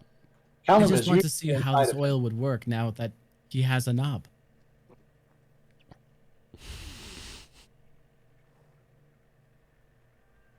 y'all are fucking running with this, aren't you? I'm definitely giving inspiration to Lorishik and Technician right now, by the way. If you don't have it already, you definitely have it. And Vidar, you can have one as well. Sabas, just take an inspiration for being quiet, all right? Just do that. I'm sorry, I couldn't stop fucking laughing. No, I mean, I'm pretty sure that's what Sabas would be doing the whole time, too. Just innuendo after innuendo after I was- innuendo. I was trying to say that. They kept coming, and I couldn't keep. Wow. Oh man. Phrasing. Phrasing, yeah. Phrasing. I didn't want to have to say it. Okay, so you're gonna try and purchase some more oil of slipperiness? Correct. Ideally. Do I see any alchemy shops around? I assume that's where I would acquire such a thing. Maybe an engineering Potentially. Go and make an investigation check. You guys didn't really look around the town too much last time you were here. I see shit. Yeah, you don't see shit. What is it you're looking for, Lorishik? I see a dirt road. I'm Lorishik. looking for that oil that I put on you last time. Do I see shit? Yeah, there's an alchemy. There is an alchemist. The alchemist is over there. They might have something. Oh, applying the oil takes thank you. 10 minutes. By the Does it? way. It didn't say that last time. Yeah, on D&D Beyond it takes 10 minutes. It's a good thing I couldn't figure out what to do with that. So you can Oil on your knob? you can have that back now. I'm gonna go ahead and put that back on your sheet because it's physically impossible for you to give that to him. Sweet. At least cool. that quickly. Anyway. As I walk into this alchemy shop with Rep, I hear a clack in my bag, and I reach in. I'm like, oh, I already have one. Yep. Strange. There you go. Because I don't need one after all, Rep. Let's go back to the group. Is it possible we are all suffering from a shared hallucination? Yes. I'm gonna look for a bookstore / craft store, something where I could find ink. Ink? Sure. Rap's going to go with. Sabas does not have much ink right now. Oh yeah, you could find ink. Almost. Like most general stores will have ink. Yeah. I would like to buy some ink. Sure.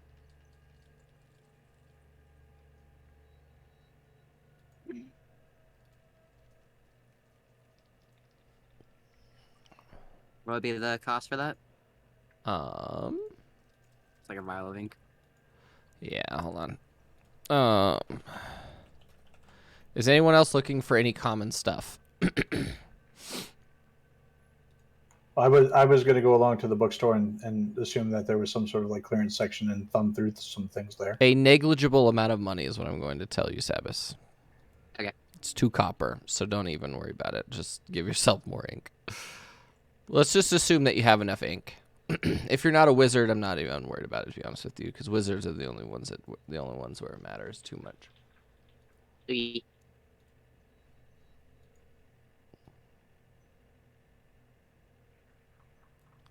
Okay. All right. So you guys are resting for the evening, correct? Yeah. You rest for the evening. You wake up the next day. And right as soon as you guys get up, you hear a boom outside as Kasamir returns. And you see him sort of stretching, and outside he's sort of like doing a little bit of yoga.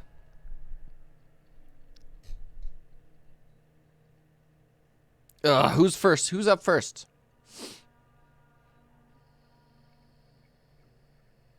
Probably Vidar and Rep. Probably Vidar and Rep, yeah. Good morning. Good morning. You're here bright and early. I am. I wanted to be here as soon as possible. How are you? Good. We should probably awaken the others. You'll have to. Also, this happened. Kind of points over at Rep. Yeah, he exists. He always happens. Oh, I don't like that. What is that? I can't hear you if you're talking. He has a knob now. Oh. I have a knob now. Oh. That was very loud. You know how before I could not control the volume of my voice? Now I can. And you're choosing not to. Could you please turn it off?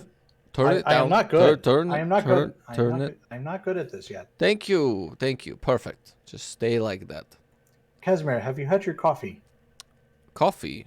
I don't drink that shit. Have you had your vodka? No. I forgot to bring it with me. It's a general store. I have this. I still have that mud booze from. Wait, do I? Sabbath, I assume that you're up and there for that conversation, right? Yeah. Savis does not sleep very long. Maple's blood. I do. I have a mini keg of Maple's blood. Gonna offer Kasamir a drink of Maple's blood.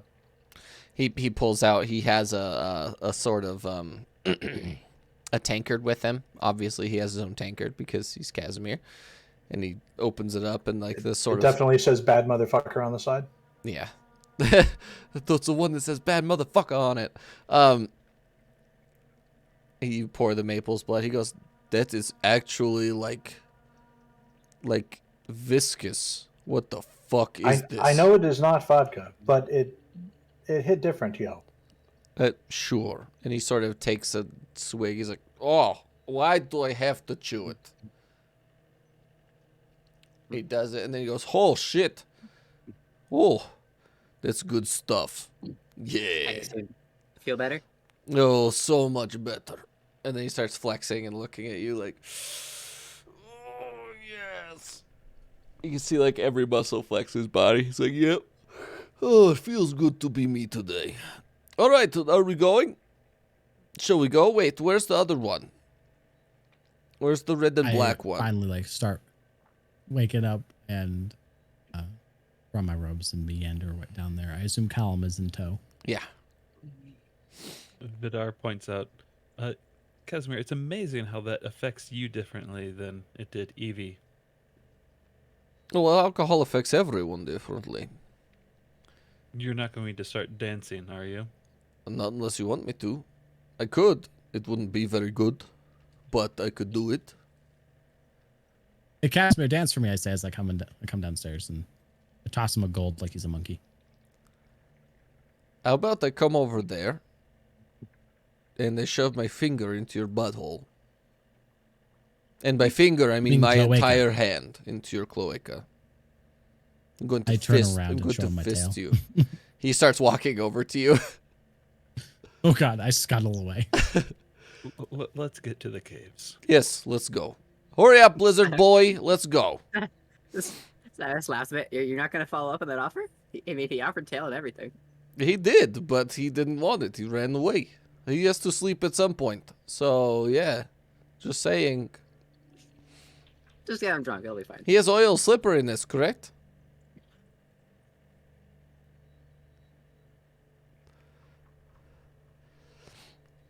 I walk out Yes, the he front door. does. I don't even need breakfast today. Just leave. Kasamir slaps your ass as you walk by. Yeah, that's right, big boy. Keep moving. I shake my head. Chastelet comes down. He says, "Greetings." She looks at him and goes, "Oh, greetings." They sort of nod at each other. So.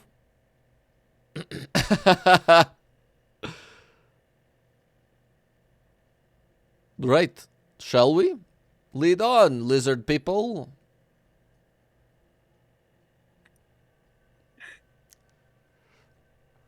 Well, I know where the tunnel is, so I just start Yep. meandering that way. You start heading that way, and Sabis, you sort of recognize this area from like forever ago, like months and months and months ago, when you first started exploring. It's just in a weird spot. Okay. We're going to grab out cartographer's tools, a clipboard, and just... Start note, and the best part is like you look through your old pictures and you find where you're supposed to be, and this section of it has only shifted a little bit, like not a huge amount until you start getting lower and lower. Then it's like, I don't know where I am. And like, even Lorishik can look through your notes and actually say, this one is here, this one goes here. You shift this one by this much, and like gives you actual notes on it. Okay. Yeah, Sabbath is going to edit her. She's basically going to take out the paper and then put a new one in, and basically just use that as the guideline, figuring out where she is, and just redrawing a map. You can't really remove ink. So Oh yeah. that she goes, and then also in the process, in between the time of tracing, is going to find your other maps that connected to this one and put them nearby for when they have to go past the tunnel. Yep. And you guys get down, farther and farther down, and you finally get to that place where it sort of drops down into Dahakoan. You know, where it shifted really hard, and it's like, this was supposed to be where it was, but you dug through that one area to get to Dahakoan. You finally get there, and you're looking over, and you see the town built up on the walls and the very large sort of fortress structure that is the town hall and everything. Yep. But the thing that you notice, Sabas, is that the Neheb-Ka are here. There are 2 warriors, 2 giant, when I say giant, I mean like massive snake guys that have 4 arms, are sitting in front of the entrance to Dahakoan. They are black-scaled with yellow underlay. Do I recognize these at all? You do not. You've only ever heard rumors of these people because they come from like way, way, way far east. And they're like the warrior caste that they have been specifically breeding, like making. Basically, they genetically engineered these creatures to exist to be warriors for your culture, and they only exist far to the east where they have the resources and things to do it, and they have been sent apparently all over the world to protect your race as a whole, all your species, all of your home towns and things. They have been sent to these places. This is the first time you've ever seen them, and they weigh 3,000 pounds, and they're 25 feet from tail to snout. So they're huge. Damn. They are massive. Yeah, don't fuck with them. Or, I mean, do if you want. Oh, they dual wield great axes. Amazing.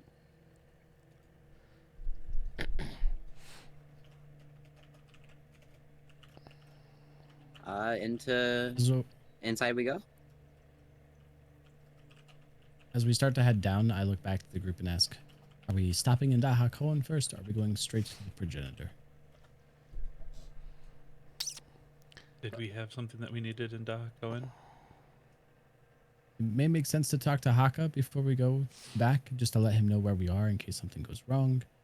I could always just ask one of the Neheb-Ka to let him know. Sabbath holds up her clipboard. I would like to stay a little bit just to trace the city. I'd have to walk around the entire length. Just in case things. I don't think I've been here. You've never been to Dahakoan. You've heard of it, but by the time you were able, you thought you were going the right way. Yeah, you thought you were going the right way to get it. Turns out you went the wrong way. But this is the first time you've ever been here. Yeah. And as you start tracing stuff, you guys are outside the walls, and they let you pass immediately because they know who Lorishik is, even in his disguise. A familiar face sort of greets you on the other side. I thought you weren't coming back here. It's Emerald. Lorishik's father. I walk up to him and give him a hug. He sort of turns to Sabas and goes, Sabas? Is that you? Emerald? It has been a long time. I've been lost. I've been lost for a while. With everything shifted, absolutely. He sort of walks over and embraces, like waits for Sabas to embrace him. He just seems a little bit like wary of it at the moment. Yeah, she sets down her clipboard and just gladly gives him a hug. Oh, and you guys embrace, and he sort of turns over to you, and he turns to Lorishik and goes, "Oh, that's my son. By the way." Wave. That's why you were interested in my mask, wasn't it? His signature's on there. I just sheepishly like start to walk away. You could have said something. He and I have not had a good relationship. Oh. Yeah. But I do have something for you, though. And he pulls out like a large scroll case and hands it to you. And he says, don't look at it right now, but these are all detailed maps of this whole area. I've literally done it all. I've gone through it. I've been here for 2 or 3 years now, going through and documenting everything. So you can either copy them or hold on to them. These are for you. I have extras. Is it accurate for the shift? It is, because I was stuck here during the shift. Are you... Is that... And he points at Chaz Tillette. Is she the thing? The thing. Yes. Oh. Samus like looks over her shoulder. She's cute, yes, but not that cute. Are you guys going down?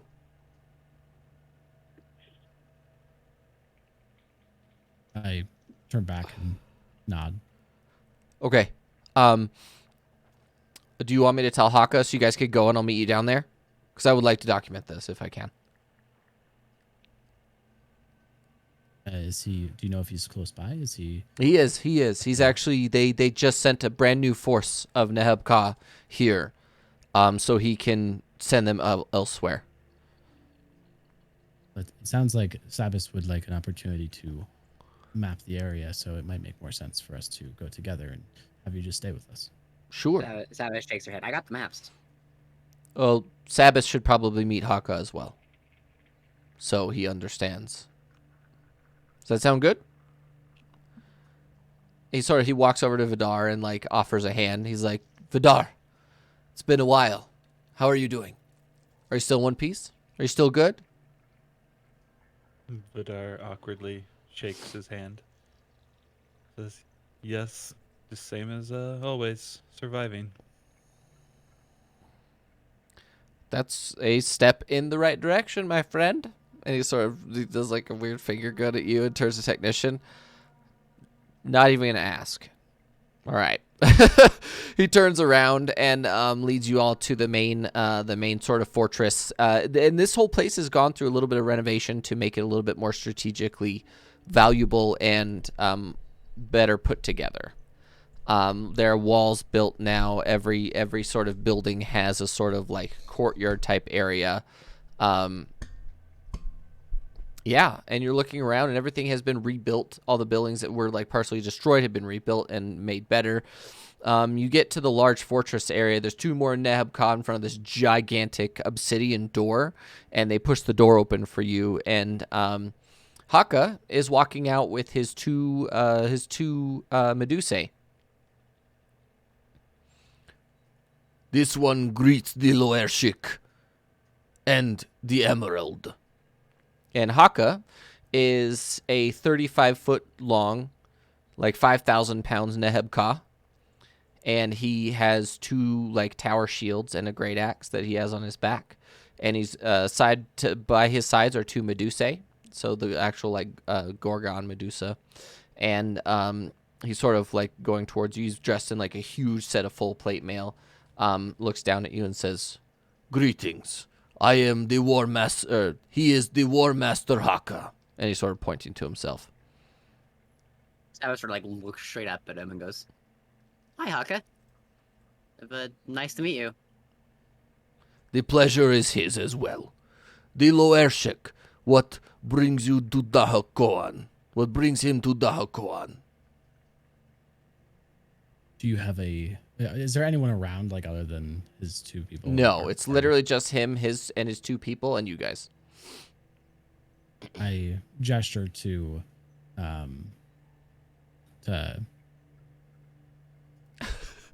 what's her name?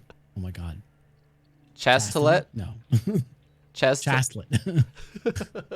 I gesture to her and I say, we need to take Chastelet here down to the progenitor.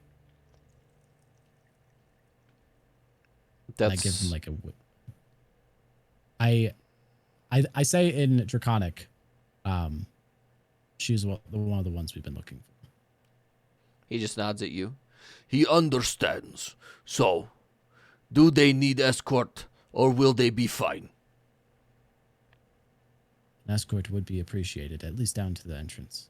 He can send his assistants with them.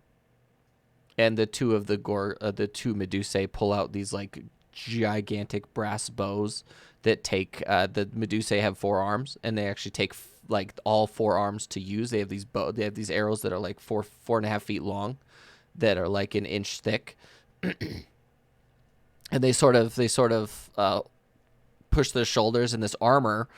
They have like a backpack on. They pull the straps on the backpack, and this armor sort of like folds out onto their bodies. This sort of lamellar samurai-looking armor. Your support is appreciated, Mayor. He is welcome. We should probably head that way. By the way, our friend here, Sabas, she is going to be helping update some maps of the tunnels. If you have anyone on your side who may be already doing this, it might be helpful to connect it.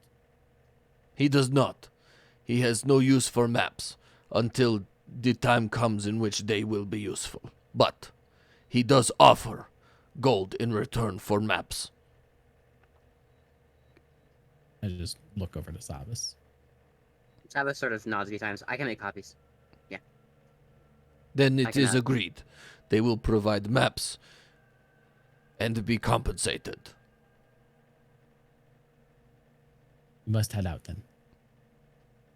He wishes I start them walking. He wishes them good luck. And he sort of slithers back off into the building. And the two Medusae follow you down.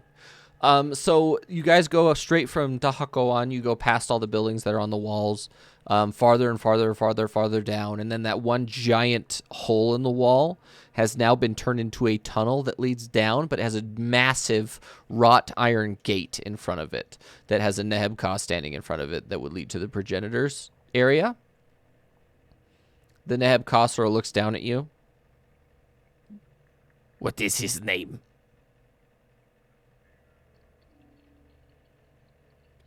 He's looking down at me. Yep. Lorishik. Then he is granted access, and his party. And he sort of turns and he pushes. You can tell that even this huge dude is struggling to push this wrought iron gate open. The bars on this wrought iron gate are 8 inches in diameter, and it's all literally just massive welded pieces of iron together. And he pushes it out of the way. He will Fuck, rot the iron for this gate. He will be closing the gate behind them.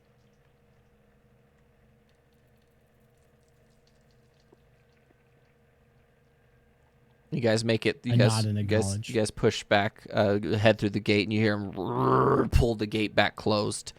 And you start heading down, and that's when you get to like this really sort of cold, pale rock that you're standing on, you know, the paved slabs that were in there, and then you're surrounded by these giant pinions all over the place.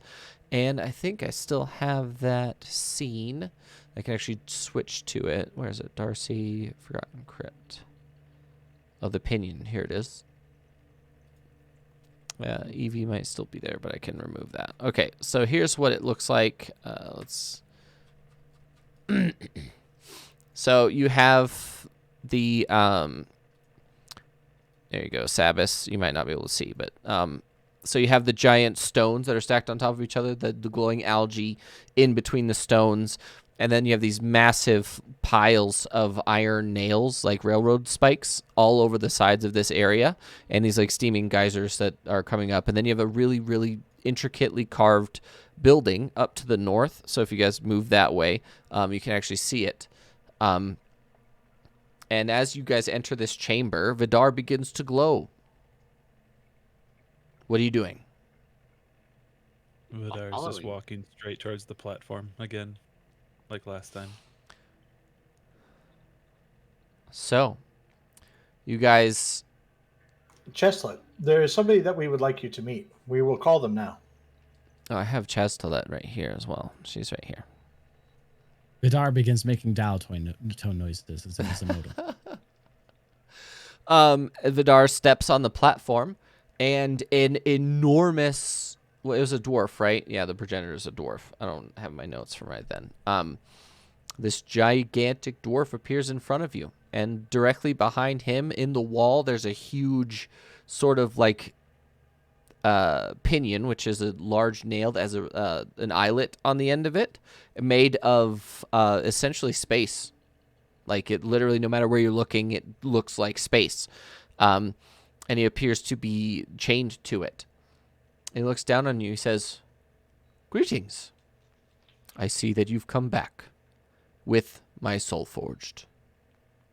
And Chestilette gets this look on her face like everything is coming to her all at once. And she sort of mindlessly walks up onto the platform and sits there, and her eyes close, and she begins to float as he touches her forehead. And she just stops. She shakes violently for a moment, and then she sits back down and sits cross-legged on the thing. And she appears to be meditating. What are you guys doing?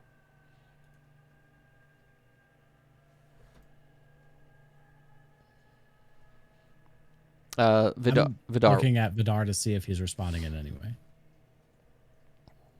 Vidar's mostly just standing there looking between the progenitor and Cheslet and the rest of the party. Kind Okay. of like in that tone of, I'm just here to facilitate. I'm not here to drive the conversation. Emerald is also sitting there, like furiously taking notes as to what's happening. Sabis, what are you doing?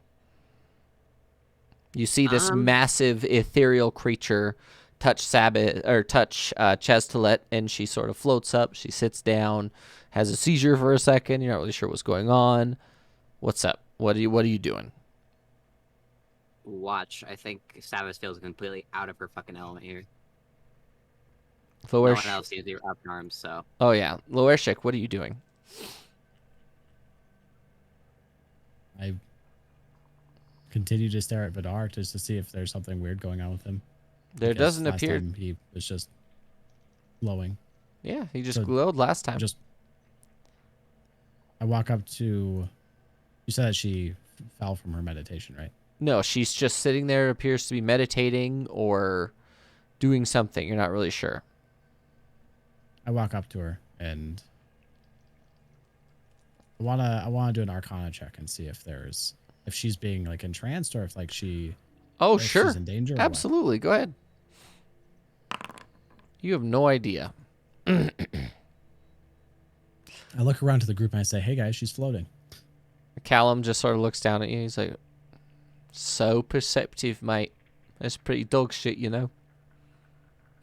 Rap is going to turn to Sabas and say, so the large one is the progenitor. He is a soul forger.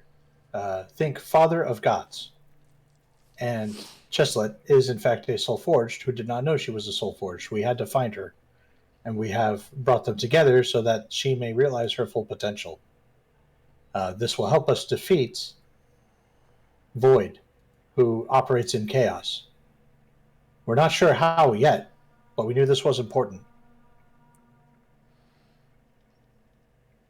Sabas sort of looks at Rip Rap as in a long sort of like, what have I gotten myself into look on her face. And then just gives a nod. Okay. Is that all we were here for?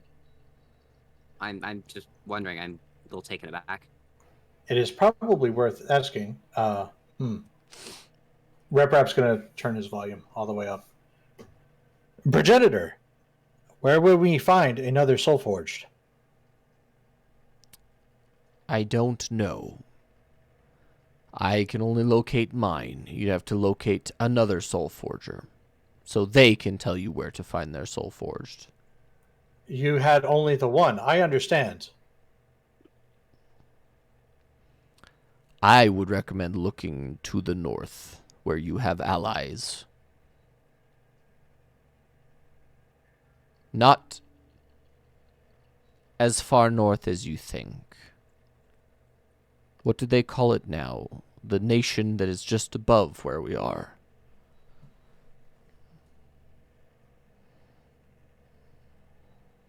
The The Warbands?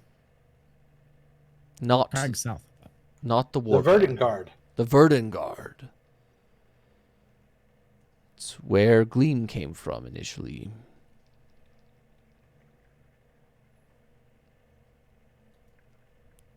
You should definitely look at the Verdengard.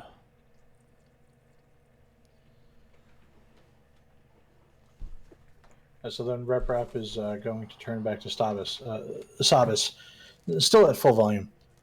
It appears our quest will take us now to the Verdengard. We have allies there. They should be very friendly. But we will find another Soulforged there, apparently. Alice gives a nod. Okay. You can look I'll make- for my brother, also known as First Brother. Remember, powerful civilizations are created by powerful individuals. The seat of power is where you need to find them.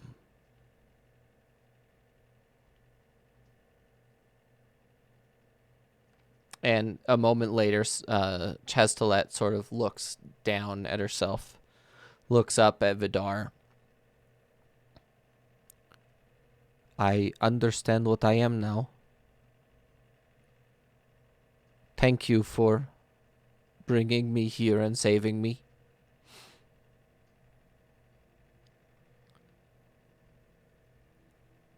I know what I have to do now. I need you to take me to the the war bands. Because I will be safe there. I look to Kasamir. Kasamir, would you be able to yeet Chaslets up to the warbands with you? We have to wait a few days, but I can do that. He shows you his Eat Stone. It's really, really dim, but there's like a giant sort of runic symbol on it that's beginning to glow from the very middle. It has to take a little bit of time to recharge. So we just need to keep her In the safe meantime, until it may then. make sense to utilize the Neheb-Ka to help protect her and keep her underground. I agree with you. We should stay in the Hakoan. I will stay with her, send her back, and then meet you wherever you are via descending stone. We find out where you are, and then I meet you there. Perhaps when you go back, we could all go back to introduce Sabas to the rest of the warbands. Actually, that's not a bad idea either. It would be good to introduce her to the family. Sabas sort of shrugs. I'm down for whatever at this point. I am committed to following you guys. And we appreciate you. Want you to know that. You did well in battle.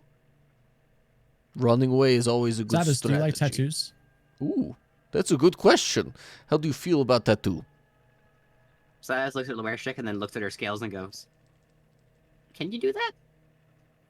I reveal the like permanent ink marking that I have that isn't the tattoo. It's like a change in my scales. His scales have been like literally transformed to be in the shape of a tattoo, and they're different colored.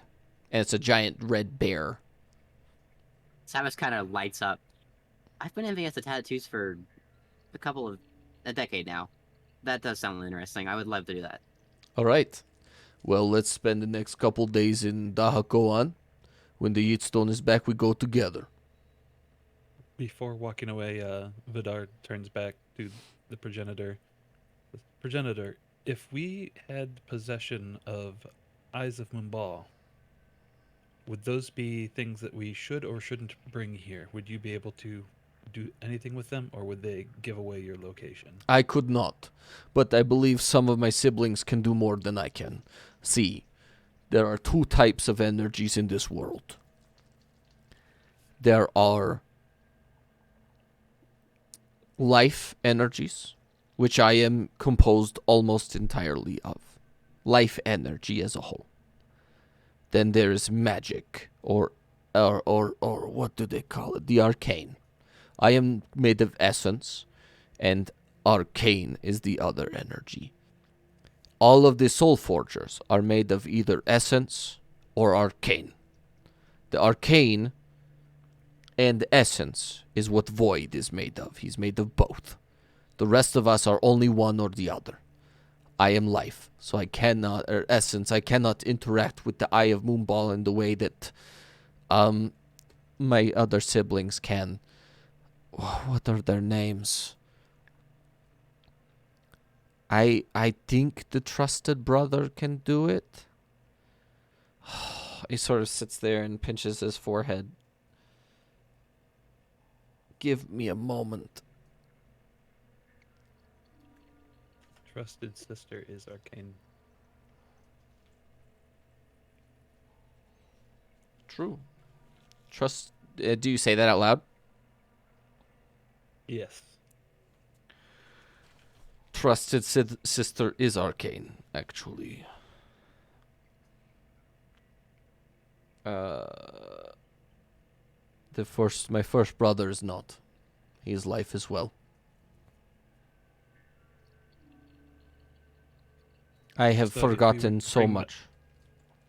If we were to bring the eyes to trusted sister, she may be able to do something with them Yes, if we can find her. but only bring one at a time. Because any sort of focus that the champions of Moonball can use, if there's more of them, they potentially have more power in one place. And since it is an eye, I would be very wary of having them all in one place. At least in front of us. They could just be mundane without a bunch of them together. So we are currently storing them all currently in one place, as we have several. Is that a danger to where they're being stored? No, not at all. It should not be. Not without one of us nearby.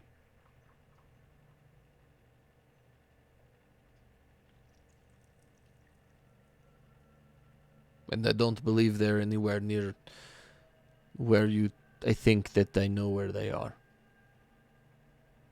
Because you said they're north, correct? Yes. North by north. So, I believe there might be one of us under the island that is just northeast of where your camp is. Because I got from Chastelet the current layout of the world. And she helped me see a little bit more than I have. So you will be better off by just looking for us as a whole.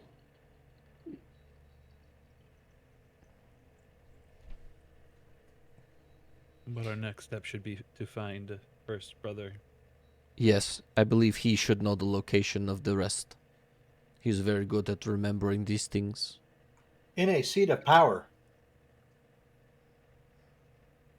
Yes, Is seat of power a literal sense, or it is this can. the name of the location?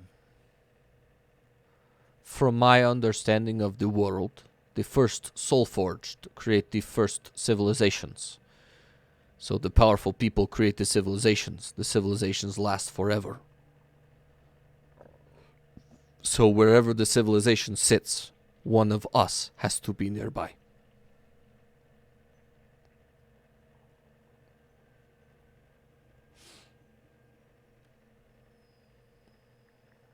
Thank you for the information. And Vidar kind of looks around at the rest of the group. Do we have any other questions for Progenitor while we are here? I do. I got one. Like an actual literal question. And he's sort of standing behind Lorishik. How many of them are there? Did you ask that question?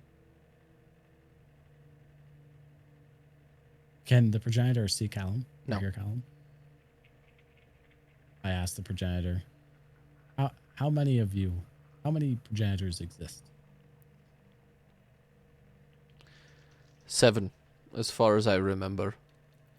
The void is the 7th.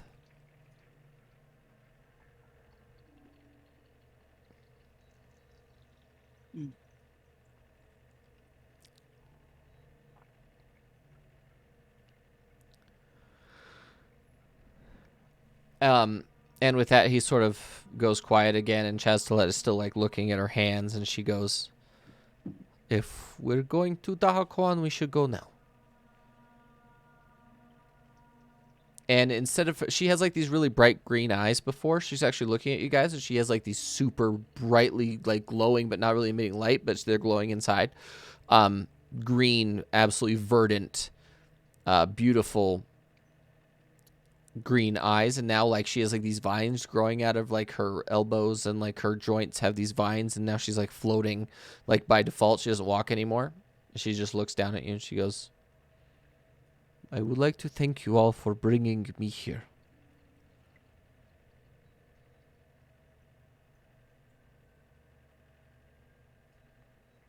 You are welcome. And she sort of says, she looks down at Lorishik and bows to you deeply, and she says, lead on, please. I'm already walking towards the Yep. exit of the She's following right behind you. Are you with them, Sabas? Yes, I was just gonna follow behind them. I assume Vidar is the last one to leave, right? Yep. Okay. And you guys go back to Dahakoan. You sort of wait in like the area eating, updating maps. Sabas talks to Emerald. Lorishik, you catch up with everybody. Yeah, a few days pass, and I think that's where we're going to leave this episode, because it's a good place to end it. Yeah.